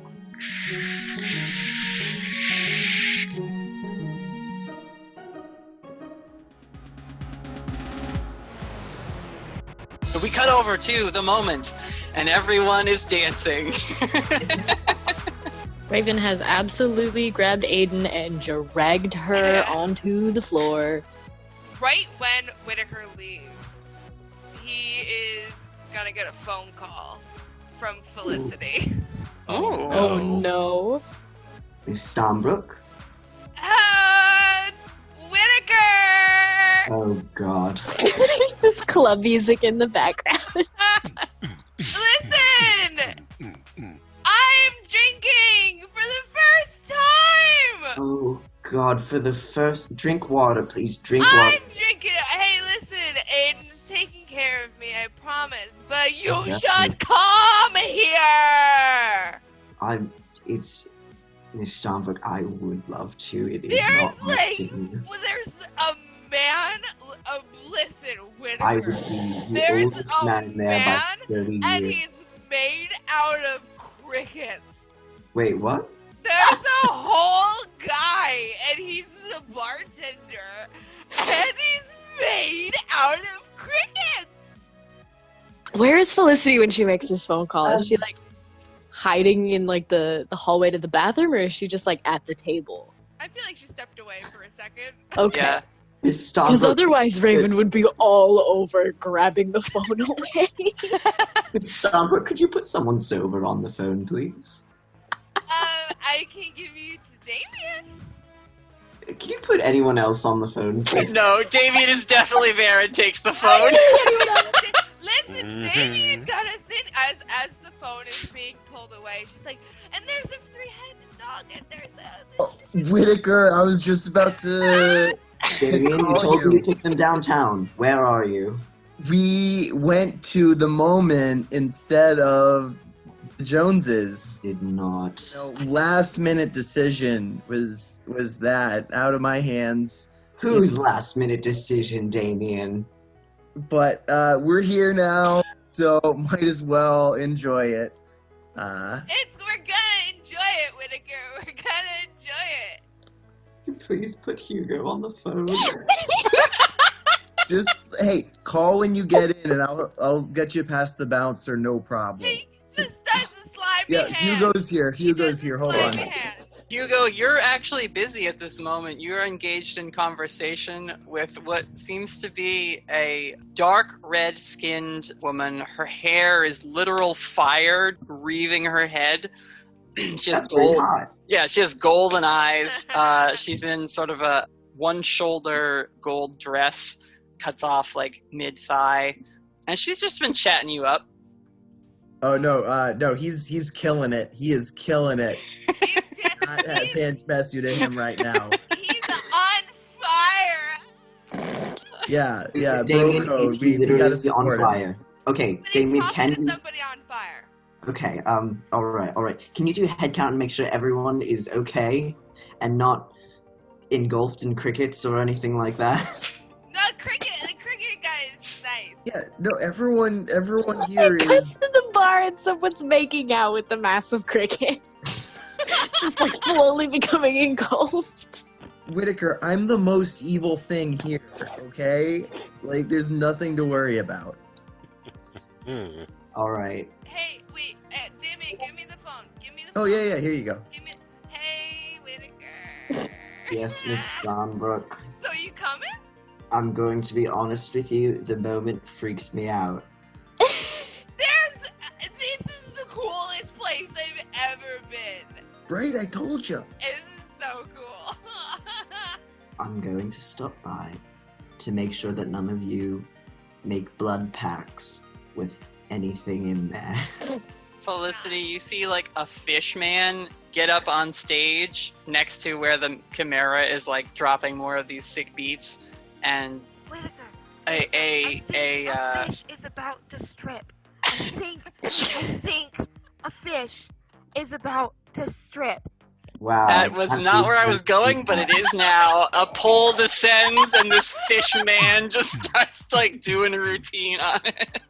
Is he just like a fish head, or is he one of those comical fish head with like a fish bowl filled with No, water? he's like an amphibious humanoid. Like I was he's gonna say, okay. Like, he's a like, real you know, ape sapien type. Like yeah. Damn, I was picturing just a fish head. There are some of those down in the crowd, and they're throwing dollar bills at this guy. Like Damien, he's so good. so, Raven, what were you saying about the dance floor? While this drunken conversation continues endlessly. Raven most definitely grabbed Aidan's hand and like pulled her out onto the dance floor. Like it does not matter how much Aidan's like, no, Raven doesn't care. Yeah. Raven's pulling her out. It's okay. Like nobody cares. Just it's fine. Just dance. It's fine. She does her best to try and like mimic the moves that you are. I imagine like, it's a showing lot her, of like awkward, just at first, kind of like not knowing the style. Yeah, and you see like there are moments where a song will come on and she'll like test something out, and then she like moves with a little more grace, but it's always for songs that have a more traditional rhythm than like a lot of pop and hip hop that's playing. Anytime like a Latin song comes on and there's like an actual drum section and things where she can like follow a beat, she's like, oh, okay, got it. But when it's just like dubstep or like electronica stuff, she's just doesn't know what to do. Yeah, she's like, I can't. What is this song?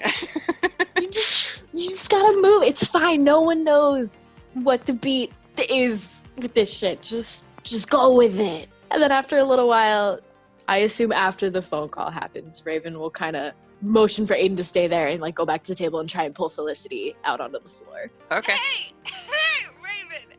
Listen. Are you on the phone? What are you doing? Guess who's coming? Guess who's coming? No. Aidan Whittaker.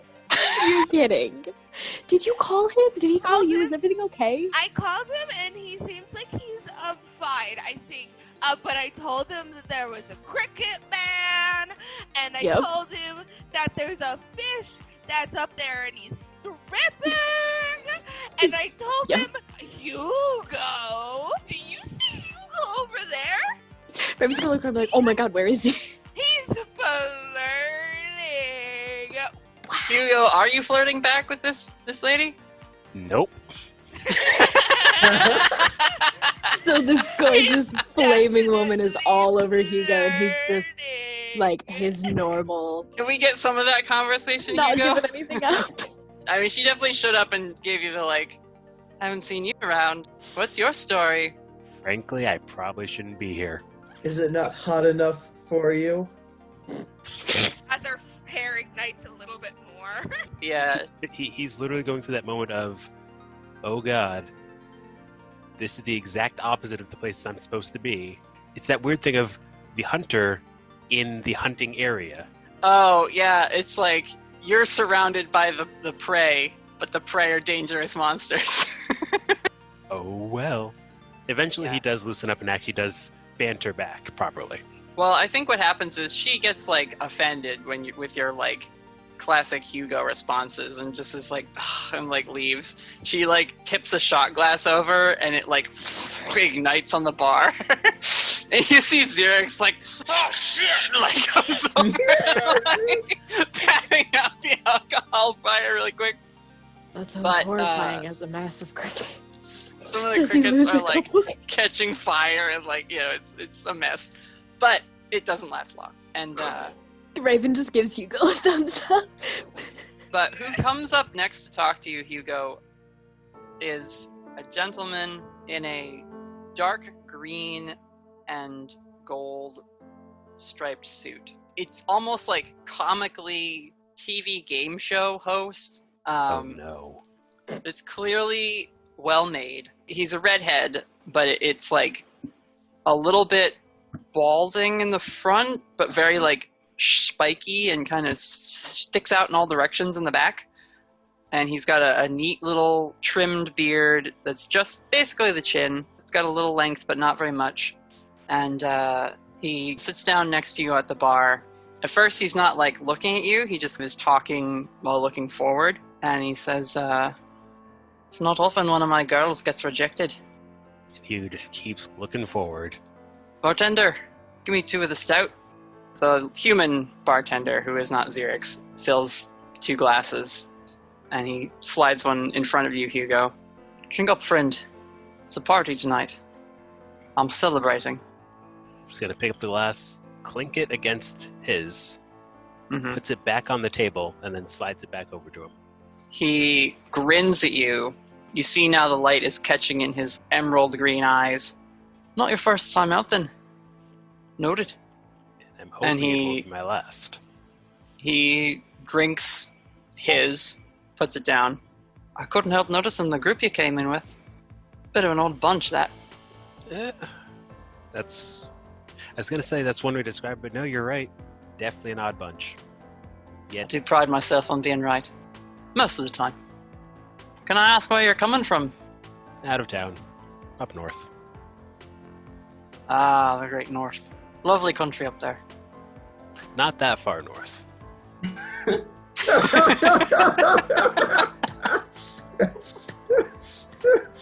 Fair enough, friend. Well, a word of advice. And he stands up to go. Are you still looking forward? You're not making eye contact with this guy? At this point, it will probably turn to look. Okay. You notice that the glass that he did not drink, but that you also did not drink, is also empty now. And he says, if you're going to make a splash in the pond, be ready for the ripples.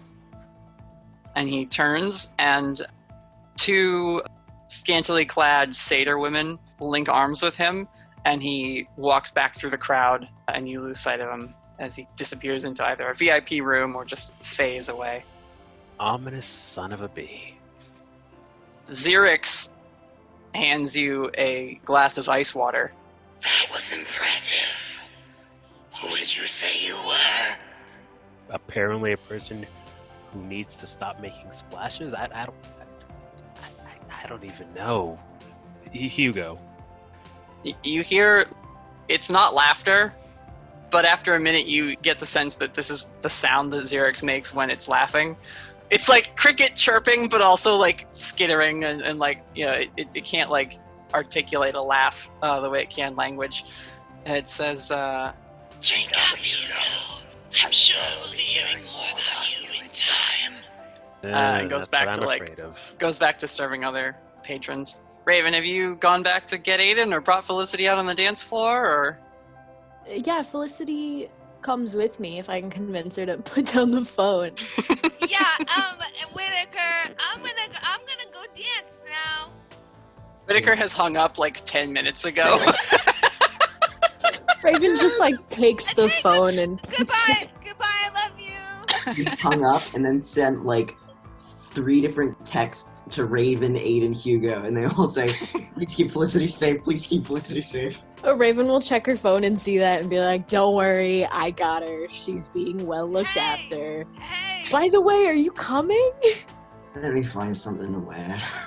Raven just sends like 4 exclamation points. Hey, Raven. Hey, Raven. Yes, Raven. Felicity. Can I go get my second one? Your second drink? Yes. That was drink 1? She's never drunk before, and the bartender gave her a Long Island iced tea. It's technically her first, second, and third drink ever. Yeah. Yeah, we'll let's go get you something. And Raven will try to find something that's like a mixed drink that has like 1 shot of alcohol with a lot of other not alcohol liquid in it to keep her busy for a while. Felicity's gonna give the bartender some eyebrows. Raven's just gonna be like, she's fine. So wait, you're giving eyebrows at Xerix? Yes. No, the eyebrows to be like, put some more in there. Okay. It's fine. Just 1 is fine. Just Xerix's inscrutable, featureless face of crickets just regards the 2 of you. And you see it, like, preparing. What is the second drink you get her? Another Long Island iced tea. No. Oh We're not doing that again. All right. I don't know. Xerix Something like fun and one of their dumb like specials that has just a bunch of like sodas and fruit juices in it. Xerix catches the drift of what you're putting down, Raven, and it starts throwing together like a sea breeze or like a Mai Tai or something with a lot of like juice and stuff in it. Put some cute fruity stuff on top. And like you just hear it muttering like, "Told you to take your time." Felicity is gonna take the drink. I assume that it's blue because I just feel like it's blue. Mm-hmm. It's blue on top and like yellow on the bottom, and it's like blending into a green in the middle. Hell yeah! And it has a little tiny umbrella on top. Mm-hmm. And she's gonna be like, "Oh my god! Look at this teeny little tiny thing! You know who's gonna love this? Hey, Ghosty, do you want this umbrella? It's just your size." He runs over and grabs the umbrella and like does a little twirl. I love you, Ghosty. Where is he sitting right now? You're wearing club wear, so.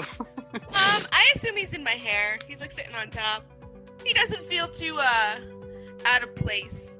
As you rush off and like just hanging on to one of your little go into the crowd, you hear like Raven, you hear Xerix muttering again as it's like cleaning up. It's a marathon, not a sprint. Perfect. For the second time today, Raven's gonna slip a couple bucks in the tip jar. Yep. Be like, thank you. Hey, Raven, drinking is fun! Yeah, it is. How about you go meet Aidan on the dance floor? And she's gonna like kind of push her, and then Raven's gonna pass by Hugo and kind of give him a friendly pat on the shoulder and be like, you're doing great, man.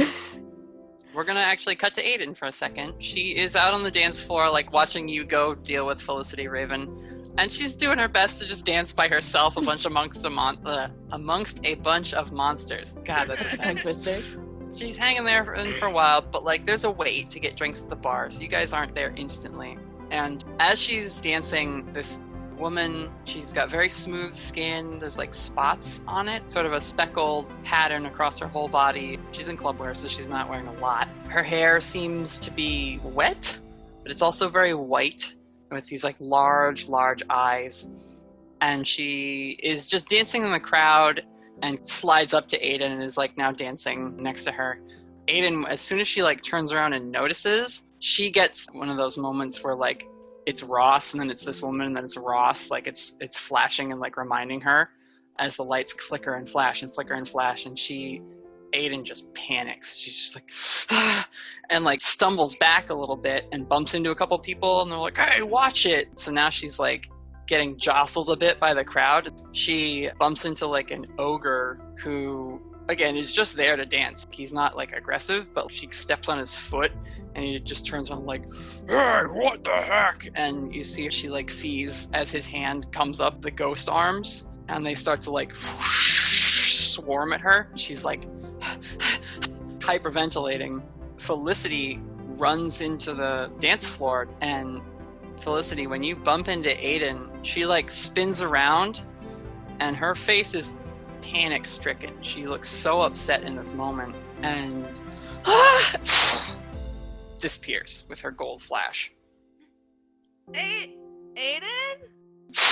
She is outside. She stumbles out against the outside of the club and is just like coughing and choked up and just I can't keep doing this.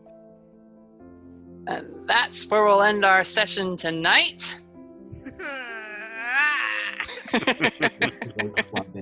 Sorry you didn't get to go clubbing this time, Whittaker. There's always next time. We will pick up next session in the moment. Ha ha! So funny. Aidan has PTSD. Apparently. Aidan's got some We don't stuff know going that. on, but you guys don't quite know that yet.